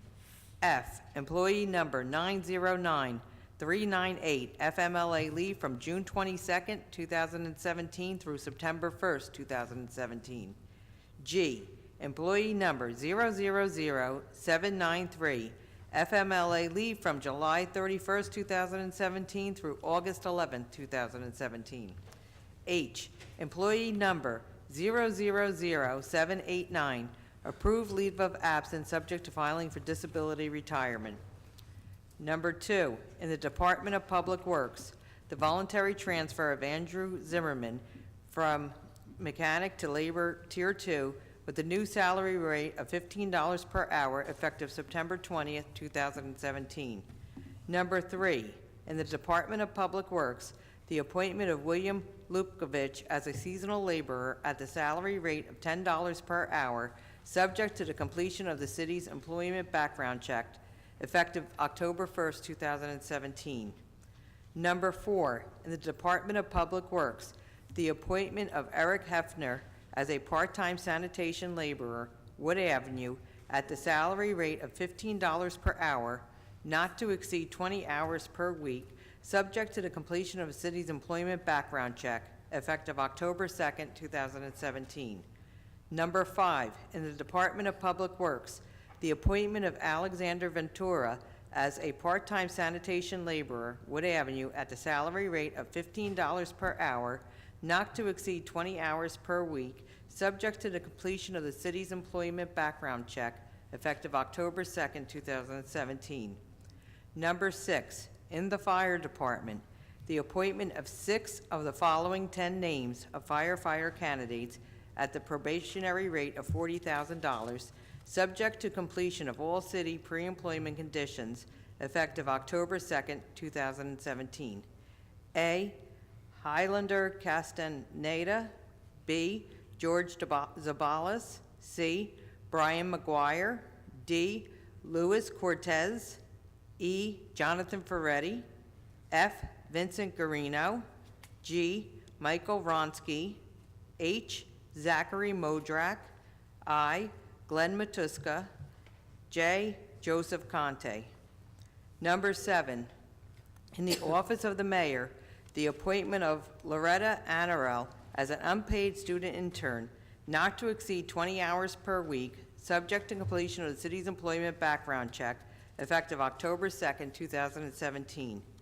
Number 8, in the Office of the Mayor, the appointment of Christian Nish as an unpaid student intern, not to exceed 20 hours per week, subject to completion of the city's employment background check, effective October 2, 2017. Number 9, in the Office of the Mayor, the appointment of Jesime Noel as an unpaid student intern, not to exceed 20 hours per week, subject to completion of the city's employment background check, effective October 2, 2017.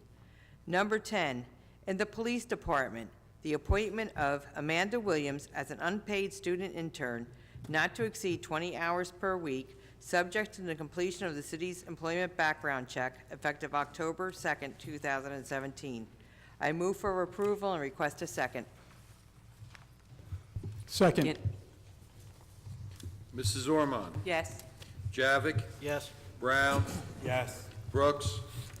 Abstain, except for 6, yes. Crosby Hurling? I'll abstain. Sadowski? Yes. Strano? Yes. Yemakaitis? Yes. Medina? Yes. Hickey? Yes, with the exception of number 2. Abstaining, voting no. Mrs. Hickey? Oh, I'm sorry, voting no. Mr. Alvarez? Yes. The City of Linden Police Department is currently looking for applicants for the position of school crossing guard. School crossing guards are responsible for regulating and directing the safe movement of children and other pedestrians at street intersections. The starting salary is $12 per hour.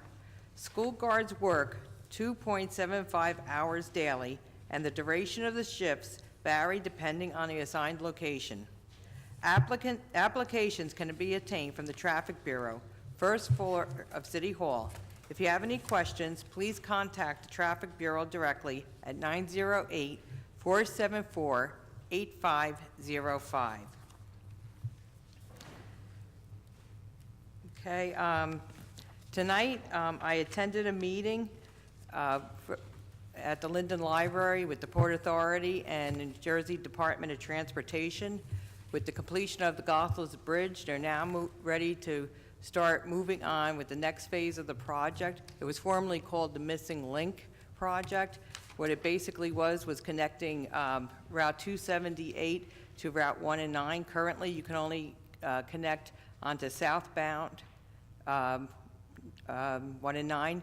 You can't go northbound without having to do a U-turn. So this is what they were showing proposed plans, and they were looking to get feedback from the residents and businesses in the area. We did have a good turnout for the meeting. A lot of suggestions were made, and some concerns were raised about some of the traffic on Route 1 and 9. They're asking them to please have that addressed.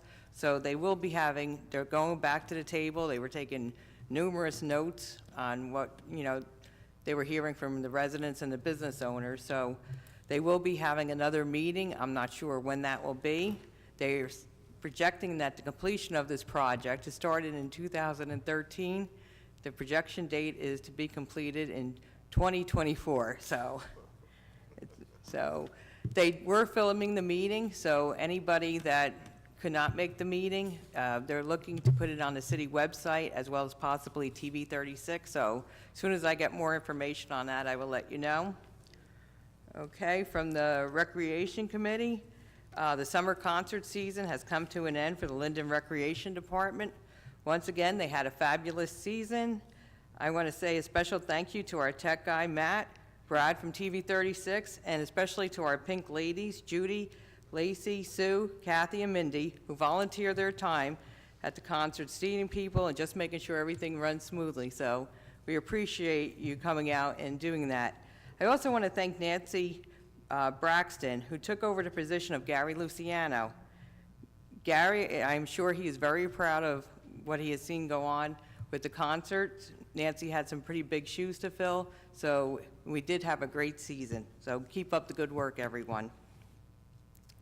As some of my colleagues had mentioned, we received the new garbage cans.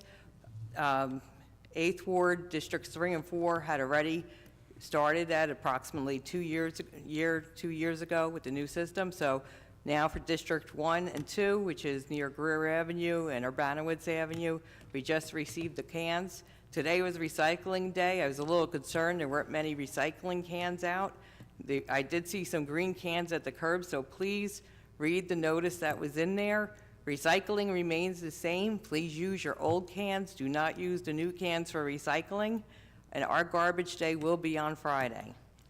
Okay. I will be having an 8th Ward community meeting on Tuesday, October 10th, at Jersey Lanes Bowling Alley at 7 p.m. So we'll have more information on some of our traffic updates, as well as information on the Goethals Bridge, and the police department will also be on hand to make a presentation and update on our Neighborhood Watch program.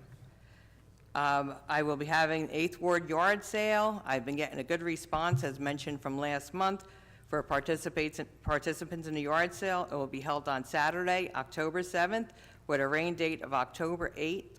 Permits for October 7th for 8th Ward residents will be waived for that day. And that concludes my report, Mr. President. Thank you, Councilwoman. Councilman Medina? Yes, thank you, Council President. Good evening, everyone. I do have a couple things here and do have a library report this month. So school's back in session, and that means after-school children's programs with Lego Club, Therapy Dog, Book Club, Writing Club, and so much more. Scheduled events obviously can be picked up at the circulation desk at the library. And every Friday, movies are shown at 1 p.m. for the seniors. Also, the Friends of Linden Library will be holding their 3rd annual 50-50 raffle. The drawing is in December. Tickets are $5. Total winnings depends on the number of tickets sold. Funds are always used to bring in community programming. So, again, I always encourage everyone to just stop in the library and stop at the circulation desk just to get an overview of all the programs that the Friends of Linden Library are putting together for the kids. With that, I have a few items for the 9th Ward. The first one is there was a misprint in the collection schedule this year for the 9th Ward. So we did put out a notice on the city website, and we just put it out on the Sunnyside Facebook page. But basically, if you're in District 9B and 9A, which is, and please don't quote me on the map because I'm trying to remember here all the roads. It's between Edgewood Road all the way to St. George's Avenue, from DeWitt down to Northwood Avenue. There was a misprint where it left off the 4th trash day in the 9th Ward. So that date is actually October 4th. So just, if you're listening out there and you're here, you're in the 9th Ward, just put that in your calendar. I did request that DPW go out there and just put a note on top of the garbage can. So October 4th, there will be our 4th trash day. The rest of the ward is fine. There weren't any misprint with those schedules, but for some reason there was an error with our schedules for District 9B and 9A, and we do have a 4th trash collection. I received a lot of calls earlier this year. I even called myself because I always look at my collection schedule, and I just like many of you, I look forward to getting rid of some stuff that I accumulate throughout the year. So October 4th, please be cognizant of that and mark that on your calendar. Also, we're receiving a few complaints with the speeding. Obviously, school is open. Speeding again on DeWitt, Edgewood, Princeton Road. People are running the stop signs. They're just being really careless, especially when you have one school directly on DeWitt Terrace, and then you have 2 schools that are off of DeWitt Terrace, which is School 10 and School 9.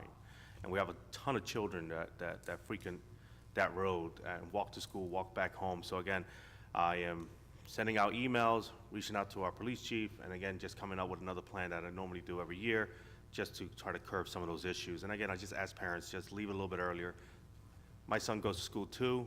I leave early, and I see what parents are going through with the parking and whatnot. But again, you have to leave a little bit earlier, not rush to get your child to school, because if something were to happen along that route, it will not be good.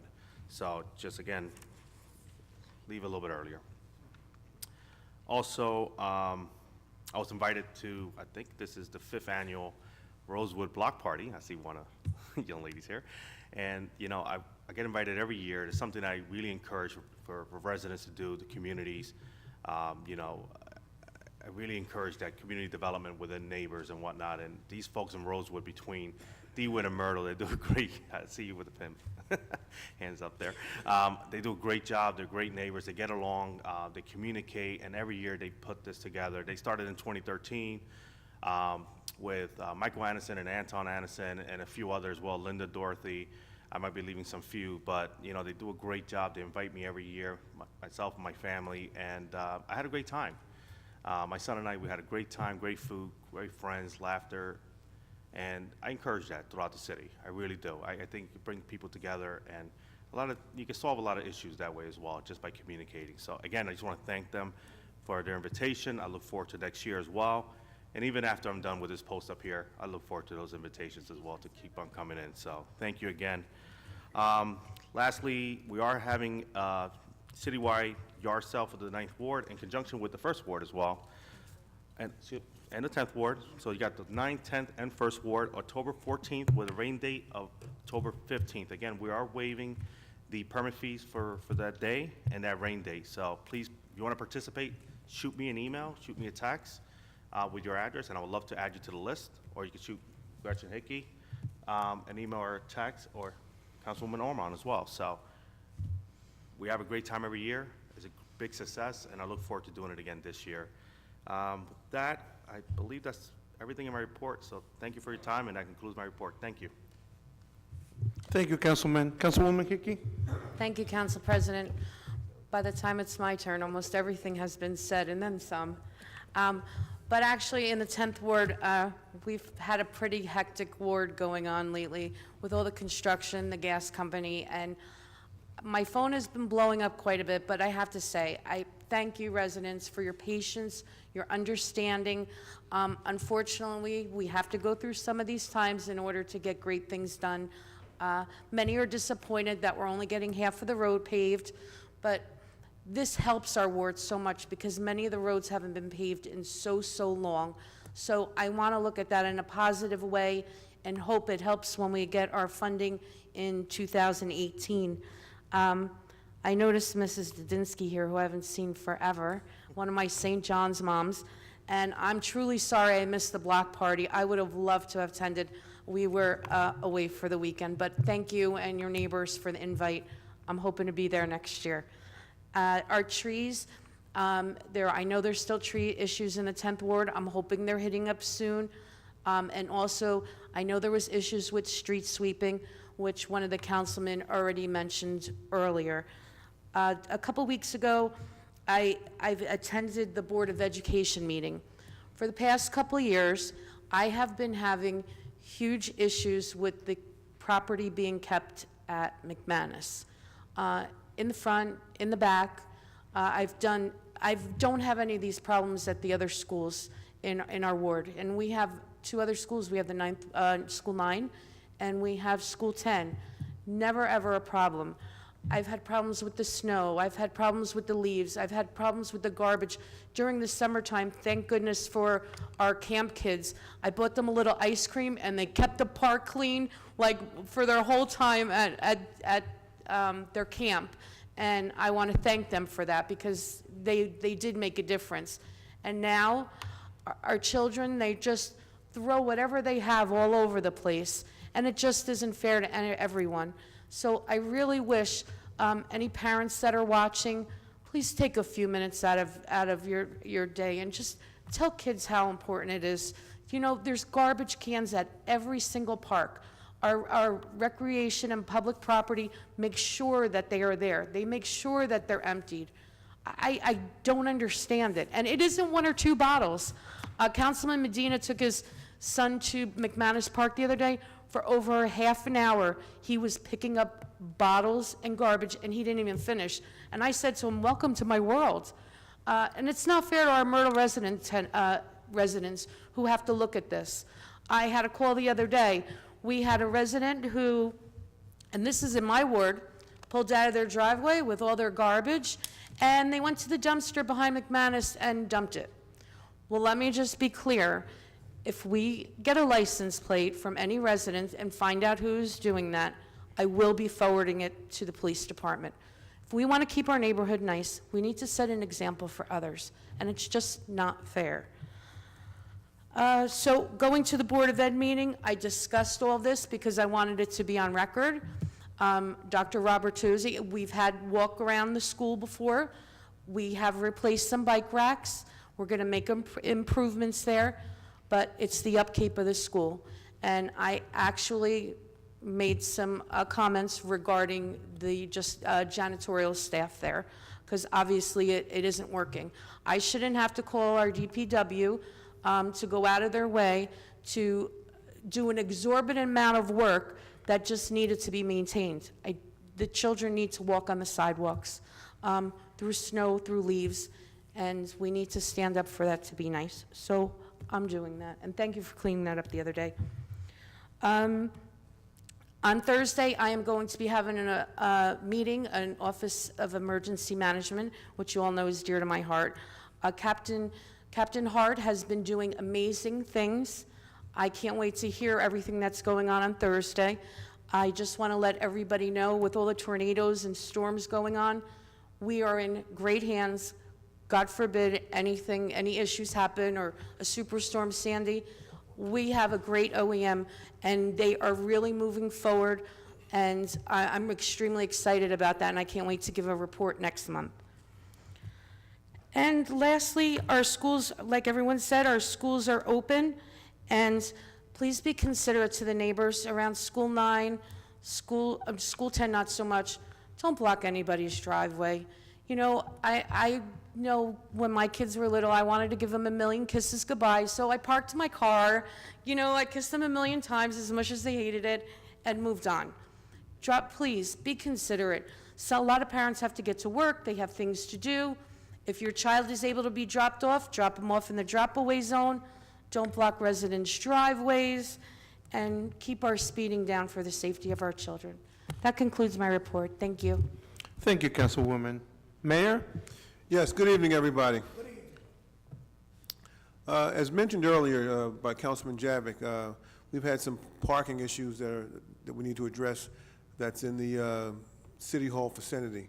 The problem occurred as a result of the Amon Laboratory building being purchased next to the promenade, so we had to give up a number of parking spaces.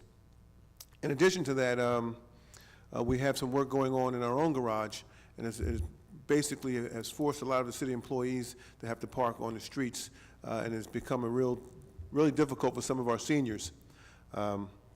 We've also have designated the parking lot on Canop Street as merchant parking. So once again, that has created a tremendous amount of problems for our seniors. But I do want our seniors to know that we are addressing the problems. We are looking at this very closely, and Councilman Javik and I have been meeting very regularly to come up with solutions that will help alleviate the problem. And we do have some additional plans that we perceive will alleviate the problems. Also, I'd like to report that in the next couple of days, I'll be meeting with the owners of Blue Apron. We've had a number of complaints from residents with regards to the employees, with regards to the litter that's been occurring in that area. A number of these employees aren't from Linden, and they don't really understand the way that we treat our neighborhood and our community. And we're going to make sure that they understand that, because if they're going to work here, they're going to behave when they come into our town. They're not going to be unruly, and we're not going to allow them to litter the area. We're also going to be addressing the food cart situation that has occurred over there. We've basically have made some changes, and that has gotten a little bit better, but we want to make sure that it never gets to the point that it was over the last couple of months, which was absolutely deplorable. I mean, you had people walking across Linden Avenue as if it were a parking lot. It was very difficult to see them in the late hours, and we really were very fortunate that no one was hurt during this particular time. So again, we'll be meeting in the next couple of days to discuss all those issues. I've got some very good news with regards to our Pathmark location. We have a company that's very interested in purchasing the property. They're in very serious negotiations with the banks who have foreclosed on that property, and it looks as though we may have a shopping center there again. Not sure what particular center we'll have, whether it'll be a food town or some other operation, but we do know that there's an interest there, and the gentleman who's interested has money in the financing, and we're going to be working very hard with him, very closely with him, to guarantee that this comes to fruition. Also like to report on our landfill. We have an RFQ has gone out for solar panels on our landfill. We had upwards of 20 people who came to pick up the package. A few days ago, we had a walkthrough at the landfill, and there is a very strong interest for this particular project. Today, as recent as today, a company came today, and they asked if we could provide them access to the landfill so they could participate in the walkthrough. So we're very, very, very encouraged at what's going on there, and this is going to create a reoccurring revenue for the city of Linden. So looking forward to seeing that project come to fruition. Earlier this evening, you may have seen on the agenda Ordinance 6155, which is vacating a portion of John Street. What that basically says, ladies and gentlemen, is that the St. George Avenue development, it's moving right along. We're hoping and looking forward to having a shovel in the ground before the year is out. There's a few other little obstacles that we have to overcome, but we've been working very closely with the Union County Improvement Authority to acquire the properties and have the deeds filed properly in Union County, so that we can so the developer can move forward with the project. So that's looking up. I'd like to talk a little bit about our budget. Again, as you all know, we have successfully eliminated the garbage fee in our town. And again, everywhere I go in town, people are just very happy that that has occurred. And what we're trying to do is send a message to them that we are concerned about the money that they have to spend to stay in their homes, particularly the seniors who are having a difficult time because most of them are on fixed incomes. So, and as we speak, we're looking forward and we're trying to prepare our budget for next year. And Alexis and I have been talking. We've been working very closely to guarantee that we don't have an increase in taxes next year, and that this $1.6 million that we've eliminated will not adversely affect our budget. And I'm very confident in the direction that we're moving in with regards to our budget. But I just have to reemphasize again and again that our tax bill is not only your municipal budget, it is made up of the county of Union has a portion of it, and our Board of Education has a portion of it. And it would behoove you as a citizen in this town to call your freeholders and tell them that, you know, we can no longer afford to pay the kind of money that we're paying for taxes that they're imposed on us. We are paying almost $30 million a year to Union County for our property taxes. That's close to half of what we pay for our municipal budget. We pay $60 million for the municipal, and the county is close to $30 million. And we don't get the kind of services from the county that I think qualify us for paying $30 million a year. Our school budget is over $91 million, and that does not include the aid that they're receiving. So it would behoove you to talk to your school board members and ask them to please, they can do better. You know, I was very disappointed when I looked at the minutes at the end of the year where they created administrative positions, newly created administrative positions that I don't think were necessary, okay? And at the same time, you hear that they don't have money for supplies. You know, I feel that if you're going to spend $500,000 or $1 million extra in your budget, then that money should wind up in the classrooms. That money should be for our young people to give them a better opportunity in life. But I just think that in all facets of our government, we've got to rein in our spending, and we can do better, because I know that the people in this town can no longer afford to stay here at these rates. So I'm not going to say too much more about that. I just know we can do better. Earlier this evening, our Fifth Ward councilman talked about videos. She said she was a little upset that things weren't being done, okay? Now, I understand sometimes we get a little aggravated, but I don't think it's proper if you're going to take videos and you're going to call out department heads or people who work for the city by name. It's just not a good thing to do. You know, I feel like rather than blame employees, you need to work harder with this administration at moving initiatives forward that can make DPW and any department in this town better.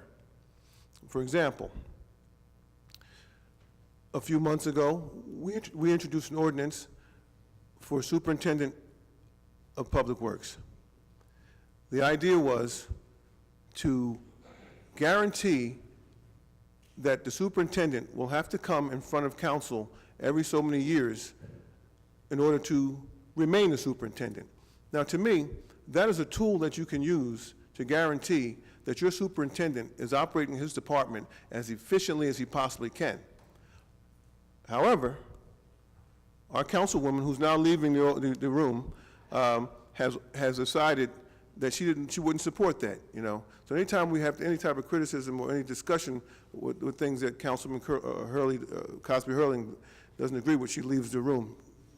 So I feel as though if you're going to criticize a department, you should be willing to help that department with any tools that you see necessary to help it move forward, to make it more productive. But that's not the half of it when it came to videos and Facebook posts this week. Because probably the most disturbing thing that I saw this week on Facebook that she posted was that she made a post that said that it's all right to run from police officers. It's okay to flee police officers. And this is a terrible message to be sending to our young people. It's a terrible message to send to anybody, okay? Because it's not okay to run from a police officer. If a police officer stops you, you should cooperate and find out why he's stopping you. There's no reason whatsoever that any member of this governing body should be advocating or suggesting that people should flee when the police officers approach them. It's not right, and it's dangerous. You can actually cause someone to lose their life by acting in such a fashion. So that was a very disturbing thing, a disturbing post, and I would ask the councilwoman when she comes back or when I see her again to please take it down because it sends a terrible message to our young people. That concludes my report. Thank you, Mayor, but to make one thing clear, the councilwoman did not say to run away from the police. It was said by a Massachusetts judge, and she was the one who posted it. She posted it. Now, what suggesting... Excuse me, you spoke, please. Okay. I respect you, I require the same respect, okay? And I do agree with you when you said about don't run away from the police.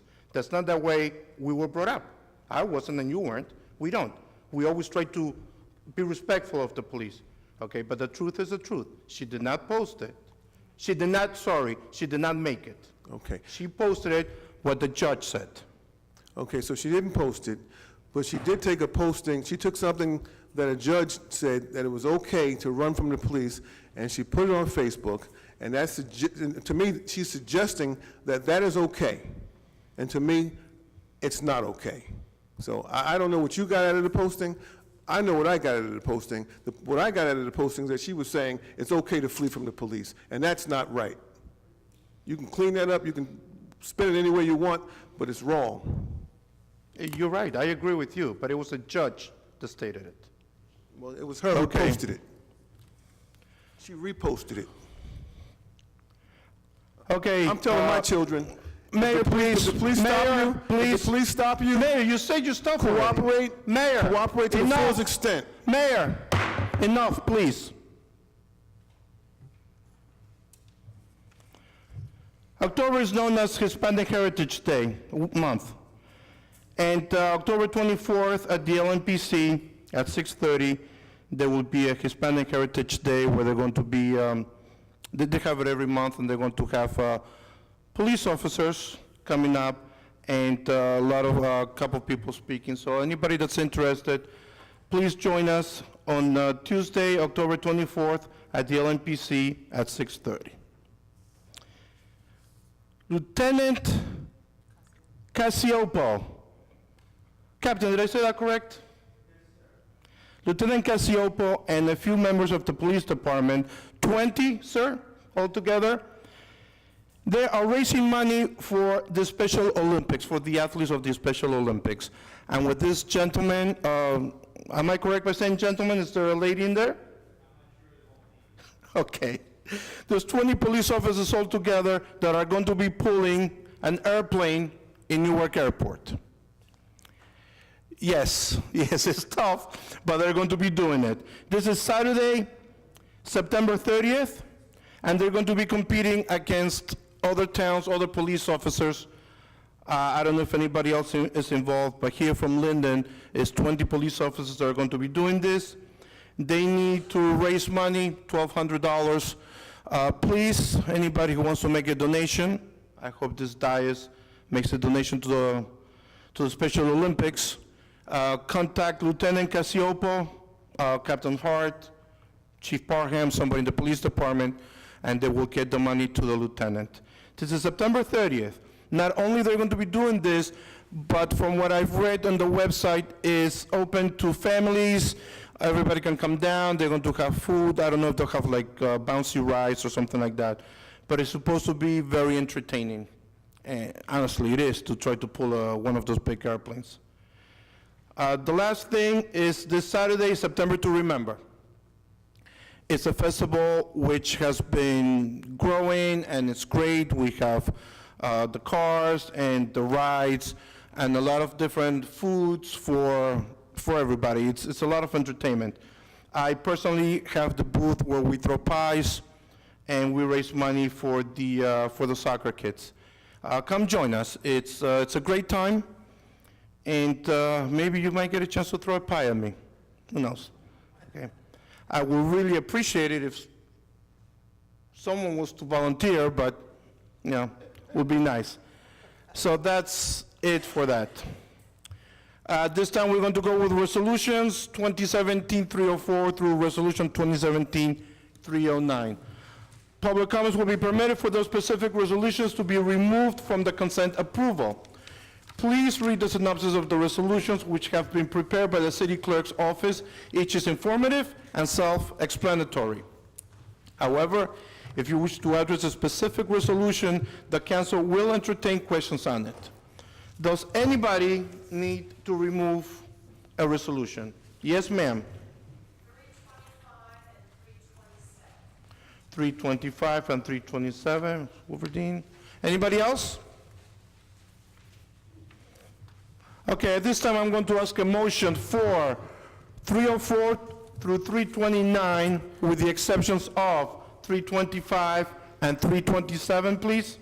Council President, I'd like to make a motion to approve resolutions 2017-304 to 2017-329 with the exception of 325 and 327, and ask for a second, please. Second. Mrs. Ormond? Yes. Javik? Yes. Brown? Yes. Brooks? Crosby Hurling? I'm gonna vote no to 310, and I'll vote on 325 when we get there. I'm voting Yes to everything, no to No. 310? no to 310, and I'll vote on 325 when we get. When we get there, we'll mention that one. You get that, Mr. Burdick? Yep. Sadowski? I vote yes from all except for 313, in which I abstain. Strano? Yes. Yemakaitis? Yes on all, I abstain on number 312. Medina? Yes. Hickey? Yes. Mr. Alvarez? Yes. Ms. Wolverine, please, 325. I just wanted to ask, it says Linden Society for Historical Preservation. Is that different? Is that a separate committee than That's the? 327. Oh, I'm sorry. All right, 325. What is the legislative, what are they proposing to do to the Open Public Meetings Act? Mr. Burek? Sure. Right now, the Open Public Meetings Act has a lot of conditions in it with noticing the meetings and stuff, and the changes would require committee meetings to have minutes to be open to public, and it would take away from the ability of the governing body to discuss matters. And again, a committee doesn't take action. It only makes a recommendation to the full council, and then the full council takes action on it out in the public in front of everyone. So that's the changes to the Open Public Meeting Act. The changes to the Oprah Act, let's start with the amount of time that would be required to respond would be lessened in some instances. Also, right now, if a governing body is taken to court, if a clerk's office is taken to court for not allowing the release of a document for reasons, it's up to the discretion of the judge whether he awards the other side attorney's fees. Now it would be mandatory that the judge award attorney's fees, and I have a whole packet of information that we can provide to you on that. Well, does it make it harder for people to get information? Makes it harder for the clerk's office to deal with the obtaining of the information. Okay, all right. Thank you. That's what I want to know about that. And 327? I just wanted to know if this was different than, don't we have a Linden Historical Society? Is this a different thing being set up? Yes, Mr. Burek, I believe so. Mr. Burek? Sure. A number of years ago, we had a group called the Linden Historical Society, and then the council also created the Society for Historical Preservation. That was combined into one, and while both groups had bylaws, they operated outside of this governing body, so sometimes it was difficult to have a handle as to what was going on. So in the beginning of this year, by ordinance, the council created this Society for Historical Preservation and allowed for appointment of 4 members of the public by the council, a representative that the mayor appoints, a representative of the superintendent of schools, a representative of the director of public property, a representative of the library board, or the library director to house this. This way, it would function more like a lot of the other committees, like the culture and heritage and stuff, as a arm of the governing body, so that there's always a measure of control and continuity in what's going on. So the stuff that the Historical Society now has, is that combined? It's all been obtained, yes, it's all been obtained. If you remember, Mrs. Burnzot passed away, and there was Yes. a number of her things she had obtained that were in storage. Right, right. The council, by resolution, authorized the purchase of those from her family and whoever else was controlling it, and has been paying the bill for the storage. Mr. McDonald's department recently moved it from the storage facility to the new SID headquarters, where they're allowing us to store it on a temporary basis.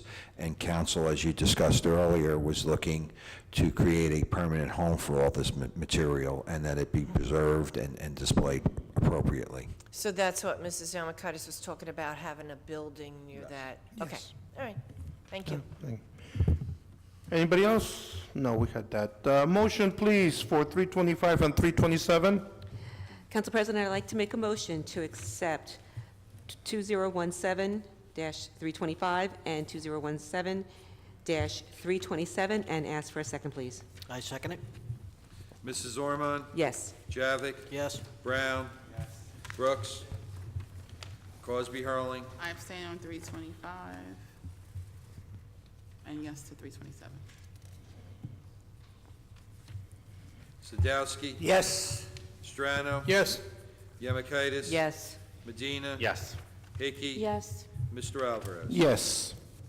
At this time, we're going with ordinances for first reading. Sorry, we have the additional resolutions we spoke about in conference. Okay. I have Resolution 2017-330, resolution authorizing emergency appropriations pursuant to NJSA 40A-4-46 due to workers' compensation insurance claims. Whereas an emergency has arisen with respect to expenses related to the cost of workers' comp insurance claims, and no adequate provisions were made in the 2017 budget for the aforesaid purpose, and NJSA 48-4-46 provides for the creation of an emergency appropriation for the purposes above mentioned. And whereas the total amount of emergency appropriations created, including the appropriation to be created by this resolution, is $500,000, and 3% of the total operations in the budget for the year 2017 is $3,280,140.47. And whereas the foregoing appropriation, together with the prior appropriation, does not exceed 3% of the total current appropriation in the budget for the year 2017. Now therefore be it resolved by the City Council of the City of Linden in the County of Union, New Jersey, as follows. 1, an emergency appropriation be and the same is hereby made pursuant to NJSA 48-4-46 for funding of expenses related to workers' comp insurance claims in the amount of $500,000. 2, that said emergency appropriation shall be provided in full in the 2017 budget, except if financing of such emergency appropriation shall have been made from other funds or by authorization of notes or bonds pursuant to NJSA 48:2-3 or 48:2-51. 3, that 2 certified copies of this resolution be filed with the Director of the of Local Government Services. Does anybody want to make any comments or questions? At this time, I would like a motion. Council President, I'd like to make a motion to pass 2017-330 and ask for a second, please. Second.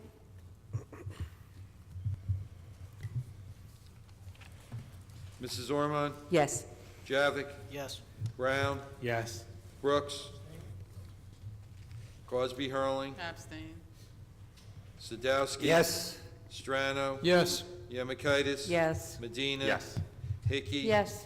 Mr. Alvarez? Yes. Okay, hold on. No, 2 more.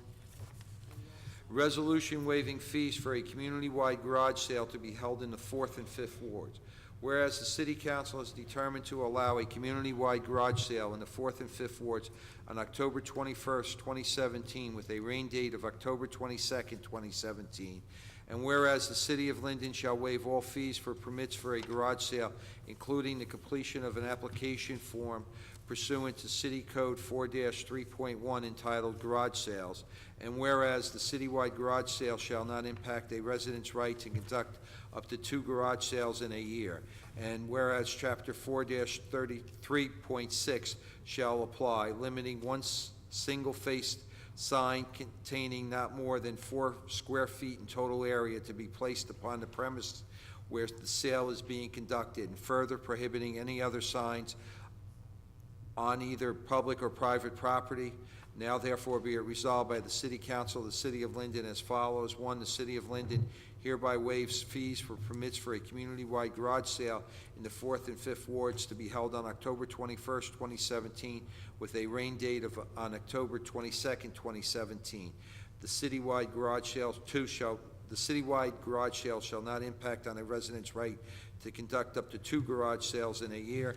3, Chapter 4-3.6 shall apply, limiting one single-face sign containing not more than 4 square feet in total area to be placed upon the premise where the sale is being conducted, and further prohibiting any other signs on either public or private property. 4, the resolution shall take effect pursuant to law.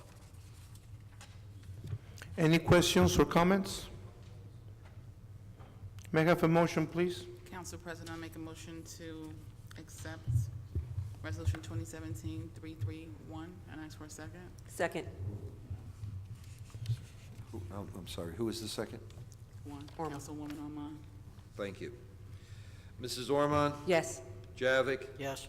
Brown? Yes. Brooks? Yes. Cosby Hurling? Yes.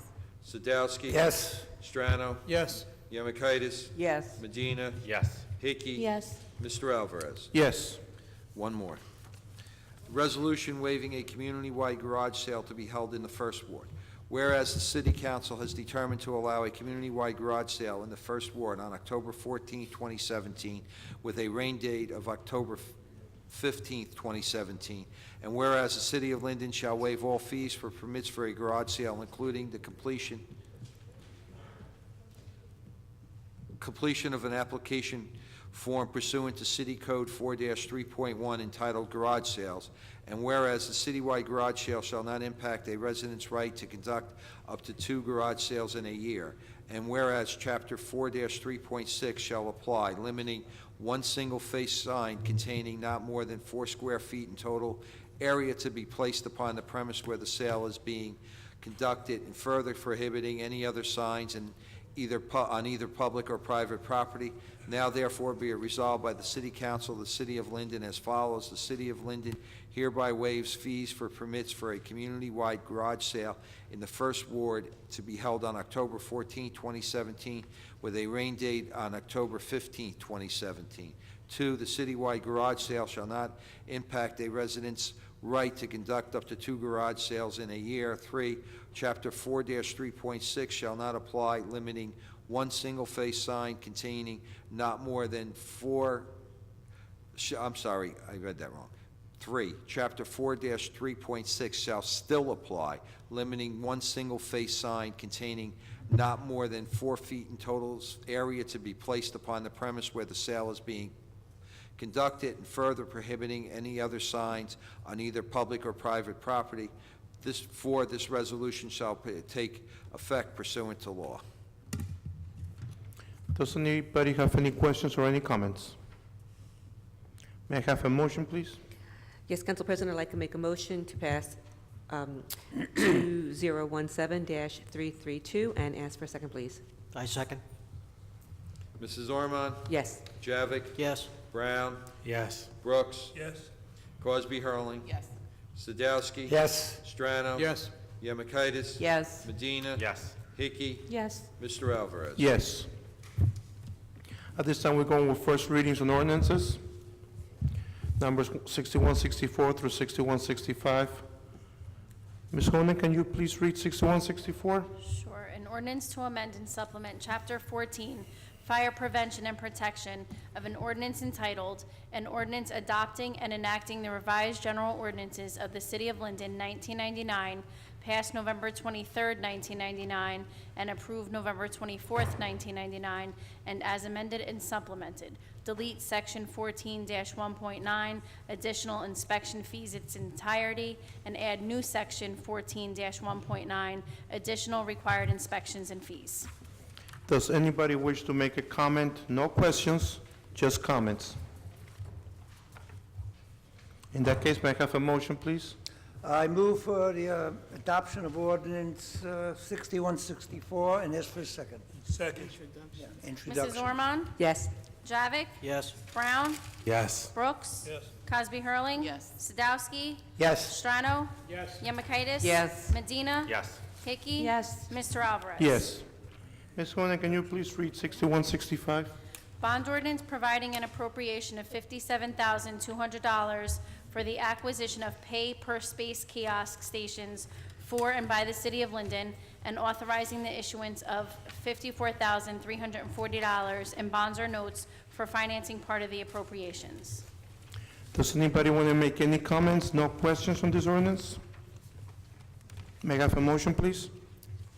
Council President, I move for introduction of ordinance 6165 and request a second. Second. Mrs. Ormond? Yes. Javik? Yes. Brown? Brooks? Cosby Hurling? Yes. Sadowski? Yes. Strano? Yes. Yemakaitis? Yes. Medina? Yes. Hickey? Yes. Mr. Alvarez? Yes. At this time, we're going to get comments from the members, from the public. Please remember, nothing personal, political, or derogatory. You only have 5 minutes. Mr. Craig Halloran? Halloran. How you doing, sir? I just have a couple of brief things. I'm concerned with safety like everybody else is in this room, but I don't see anybody doing anything about bicycles or people riding bicycles on sidewalks, kids riding without helmets, or bikes going the wrong way on a street.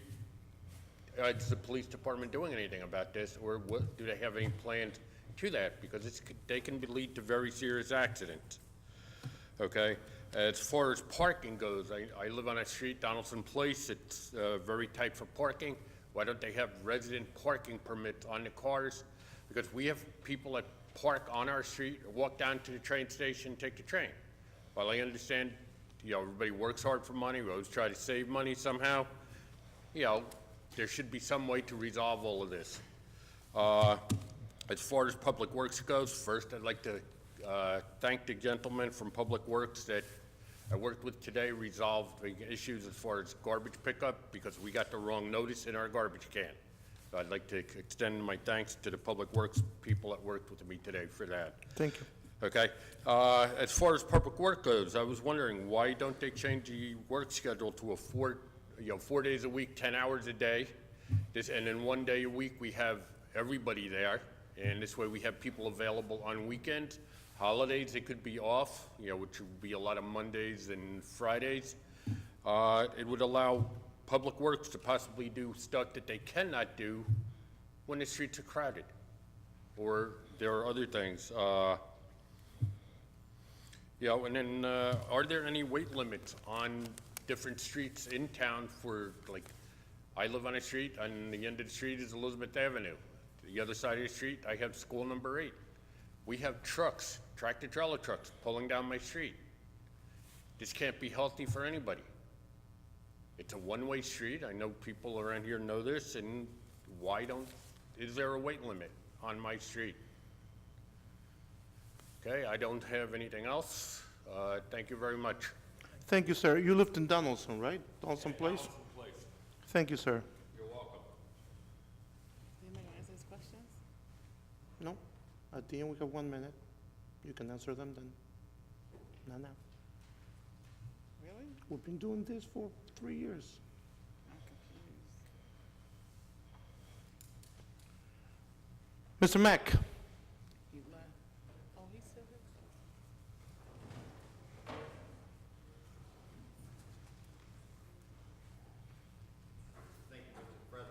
How you doing, sir?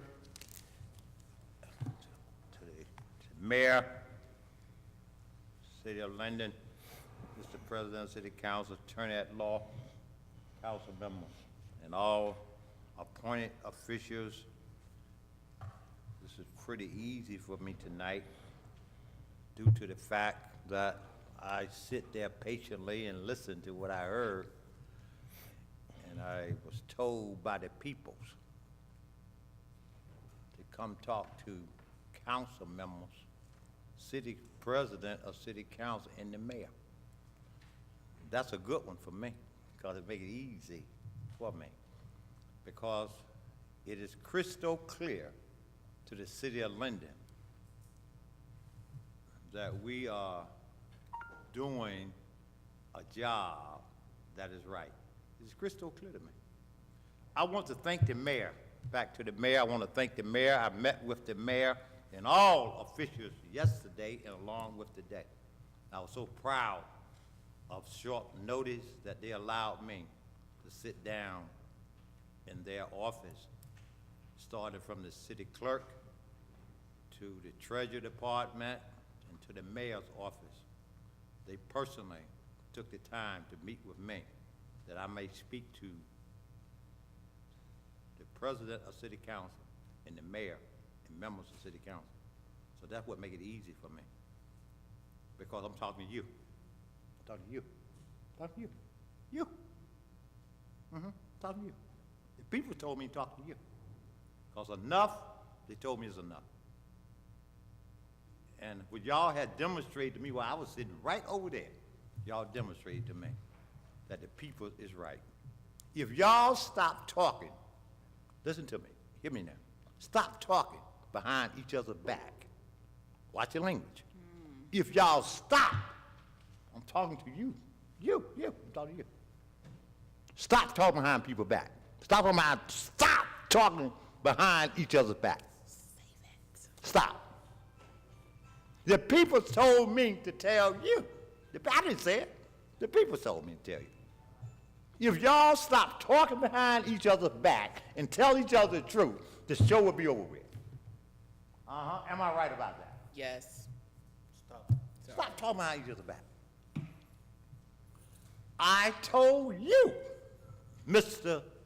President of City Council, I'm not going to talk about nobody, till I talk to you. Am I right about that? Yes, sir. Didn't I tell you about the tax that the people in your ward told me to tell you that you lied to them? I told them I'm not going to do it. Didn't I tell you that? I believe so. I know I'm right. I'm not going to go up there and tell them that. I told the mayor, I'm not going to go up there and tell them that until I tell the mayor myself. And the mayor has to bear Wednesday. He brought his behind in my office yesterday and prior to that and told me directly to my face what he had to say. Stop. Council, woman, and man. Talk behind each other's back. Stop. Talk behind each other's back. Facebook. Y'all, that is what Oprah Winfrey told y'all to stop doing it. President of the United States told us to stop doing it.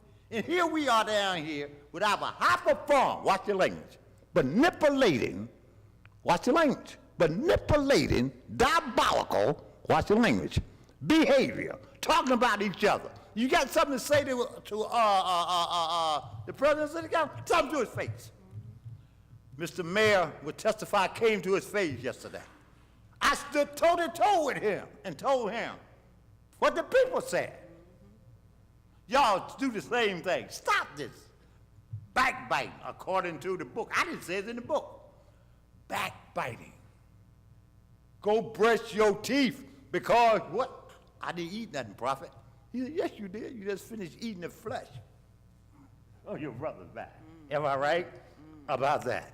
You say the flesh of your brother back. But the bottom line that the people told me to come tell you tonight, that they're sick and tired and a little bit tired, talking behind each other back. Tell each other the truth. And the damn show, the show will be over with. Be over with. All you gotta do is tell the truth. Stop lying and talk behind people's back. Tell them the truth. In reference to public work, if you will. Thank you, Mr. Mack. 5 minutes are up. Thank you very much, sir. You mean to tell me I can't talk? Well, I'm gonna have to, I can't, my time up? Yes, sir. Well, I guess But thank somebody- you. We're very somebody- informative. Somebody told you to shut me down, huh? Mr. President Pardo.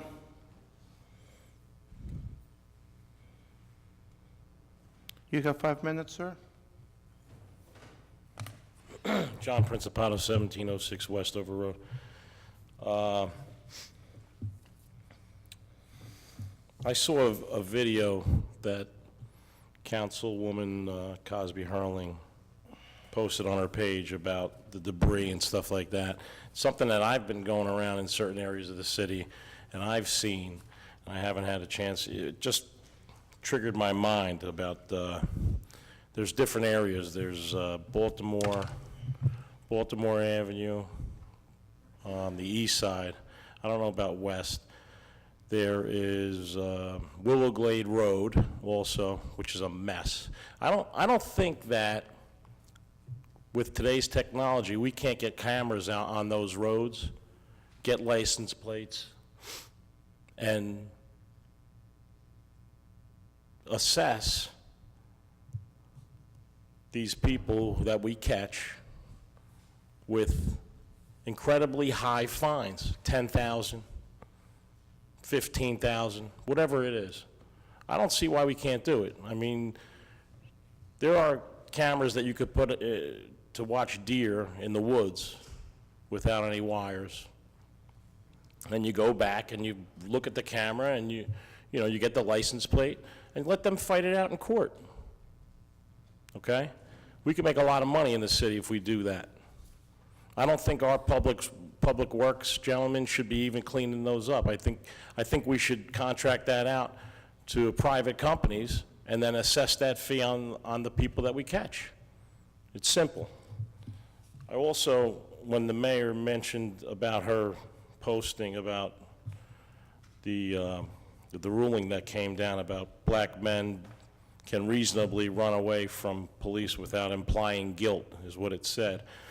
But the councilwoman didn't say anything about that post. She posted that, and she asked, "Are you planning to attend Coffee with a Cop on October 4th at Linden Starbucks? The event is scheduled to begin at 3 p.m." So I think you owe the councilwoman an apology, because she didn't advocate at all for anybody running away from, excuse me. I get it. Let me finish. I get it. Hold Coffee on, with a cop, hold on, run please, from a hold cop. on. I get it. Mayor, stop. You have your minute at the end, sir, and you can say whatever you want, please. Sorry, Mr. Principal, continue. Thank you. She was not advocating for anybody to run away from the police. Everybody in this room, there's nobody in this room that would run away from the police. No one. And I know for a fact that no one here would advocate that, including myself. So I think you owe her an apology. As far as Wood Avenue goes, the new sidewalks look fantastic. I was a skeptic, I have to admit. It looks fantastic. However, between 212 and 218 North Wood Avenue, the sidewalks are a mess already. I don't know what these businesses are putting out on the sidewalks, but it needs to be addressed and needs to be cleaned up by them, not by our people. Between 212 and 218, it may be another building to the left or. Peter? I read an article in a local source, I don't know if anybody's aware of it, about the ratings, where Linden rates in the county. We're second to the last in the county, behind Roselle, Rawway, Elizabeth, but we are ahead of Plainfield. We have to work a little harder to get that rating up. Okay? Linden was always number one. Number one. We were number one. Everyone looked at Linden. I remember as a child, when I told people I was from Linden, I was proud. They looked at us here, okay? We need to work on that. I don't know what it's going to take, but we need to work on that. The lunch truck situation, that has to be addressed, okay? There's an ordinance that says you have to move that lunch truck in 20 minutes. They're not doing it, okay? I own a food business on the other side of town. I pay rent. They don't pay rent. That has to be addressed. They have to be fined. You have to move them along, okay, or change the ordinance. And I don't agree with changing the ordinance. And that's, as Mr. Mack would say, from the people. A lot of this stuff I'm talking about is from the people that brought it to me to bring to you, okay? It's not just me. I talk to a lot of people. And this is what we need to get on. Thank you, Mr. Principal. I just wanted to ask what kind of shopping center was going into the Pathmark also. You can approach the mayor's office, he'll let you know. At this time, I need a motion to close the public portion. I'd like to make a motion to close the public portion and ask for a second, please. Second. Mrs. Ormond? Yes. Javik? Yes. Brown? Yes. Brooks? Yes. Crosby Hurling? Yes. Sadowski? Yes. Strano? No. Yemakaitis? Yes. Medina? Yes. Hickey? Yes. Mr. Alvarez? Yes. Mayor, you want to speak? No, not right now. Just need a yes or a no. Yes, right? Yes, I'd like to speak. Okay. I do too, Council President. Okay, I got you, Chief. I'm going to go home this evening and post something about having coffee with a cop. Mayor, please. Hold on. I got you, Peter. Anybody else? Yes. Chief, let's start with you, please. Thank you, Council President. I just want to take a chance on behalf of the fire department to say thanks to council for our hiring tonight. Last night at the caucus meeting, the council president and Councilman Brown asked the question about, like, how are we prepared for storms like Harvey and Irma? And this is one of the ways the city council prepares the city for emergencies, by making sure that its police department, its fire department, OEM are fully staffed and fully capable of protecting the citizens of Linden. So on behalf of us, we say thank you. Thank you, Chief. Mayor, you got 1 minute, sir. Okay, like I said earlier, I'm going to go home and post something on Facebook about having coffee with a police officer. And I can assure you that it won't be precluded or followed with anything that has to do with running from a police officer. Secondly, when my chief of police in this town calls me up and tells me that he has a problem with the video, with the posting, you know, I think I'm pretty close I think it's pretty clear that there's a problem with it, okay?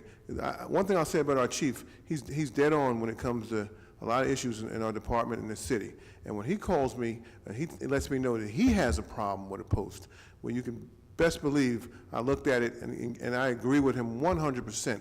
I definitely have a problem with that post. Coffee with a cop and running from police officers do not go together. I'm sorry. Mayor, thank you. No, sir, right now, Mr. Mack. Not right now, sir. Please sit down.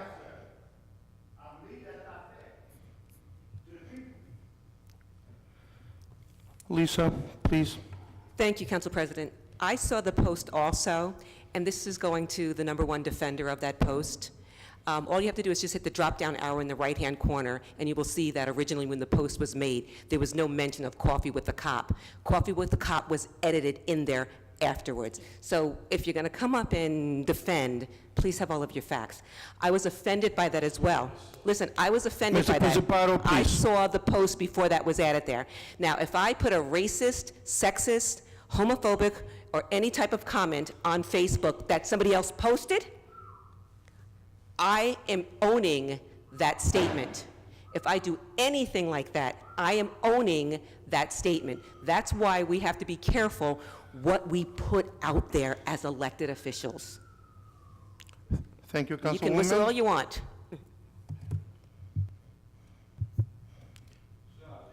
Excuse me, Mr. Mack, please sit down. I apologize, but we have to follow the rules. Who'd you call? Please. Councilman Brown. Thank you. I didn't plan on speaking about that post, but what disturbs me is that that post was brought to my attention. If you read and watch the video in its entirety, it says out there that it's okay for African American males, which I am one, that it's okay to run from the police to avoid racial profiling based off a court case, not even in New Jersey. It sends a wrong message to me, it sends a wrong message to my children with African American that it is okay. And like the mayor stated, the police chief himself has a problem with this video. To send a message out there to suggest that it is clearly wrong. That video should never have been posted. It's your right to post whatever you want, but I'm sitting up here saying, as an African-American male, it is not okay to run to the police. We should be working with our police department, and this is what the Linden Police Department, under our new police chief and prior chiefs, has been doing, is to work hand in hand with the community to address issues and to develop a partnership, and this runs counter to what we have been trying to establish for the last couple of years. Thank you, Councilman. Councilwoman Cosby? 1 minute, ma'am, only. I'm going to sound like the radio commercial that gives you all the rules after a contest, but here we go. So we're going to be collecting for hurricane victims, and we're doing the collection at the Linden Multipurpose Center on John Street, starting tomorrow until the 26th. The donation is actually for Elizabeth. They actually have a drive going. Mr. James Carey and the elected officials there in Elizabeth are doing this, and I'm working with them to collect. Hopefully, the residents of Linden will, be generous in their donations. What is needed are diapers, formula, and any brands of formula that you would want to donate. Spring-like type clothing because of the climate in the southern region, and absolutely, they're looking for water. So at the Linden Multipurpose Center during the operation hours, you can drop off your donations. They're very much appreciated, but the deadline for the drop-off is going to be on the 26th, and they're going to ship that down in 2 tractor trailers on the 27th. The regular scheduled community meeting is what the council president mentioned, which is going to be Tuesday, Thank you, October Councilwoman. 24th. Thank you. You're welcome. I do happen to agree with what the mayor said in the part about not running away from the police. And this is just not only black people, Hispanics, and it doesn't matter who you are. You should respect the police. If you have a problem if a police officer treats you wrong, you stand there, you follow what the police officer says, and then there is ways you can go about making sure that people know about this. You go to court. You follow suit if you need to. We were raised with the police officer being our friend. I don't know where it changed along the line, but we were raised. I remember being raised, you respect the police officer. You respect the uniform. Somewhere around 20, 30 years ago, things have changed. Okay, and yes, I disagree with that video, and yes, the video was done by a judge, okay, and it was a black lady, okay, and it was wrong. I don't agree there, because that's going to cause more problems. There's a lot of bad cops, yes, there is, but there's more good ones than there's bad ones. It just happens that always the bad news is what gets out there and people read it. When was the last time anybody here heard about a Boy Scout helping an old lady cross the street? You won't, because it doesn't sell newspapers. And that's what the bottom line is, selling the news. No, sir. No, sir. Please sit down. The following council meetings will be as follows. Council conference meeting Monday, October 16, 2017, in the Council Conference Room, City Hall, 301 Northwood Avenue. Council conference meeting prior to the council meeting, Tuesday, October 17, 2017, at 6 p.m. in the Council Conference Room, City Hall, 301 Northwood Avenue. Council meeting Tuesday, October 17, 2017, at 7 p.m. in the Council Chamber, City Hall, 301 Northwood Avenue. I need a motion to adjourn. Motion to adjourn. Second. Mrs. Ormond? Yes. Javik? Yes. Brown? Yes. Brooks? Yes. Crosby Hurling? Yes. Sadowski? Yes. Strano? Yes. Yemakaitis? Yes. Medina? Yes. Hickey? Yes. Mr. Alvarez? Yes. Meeting adjourned.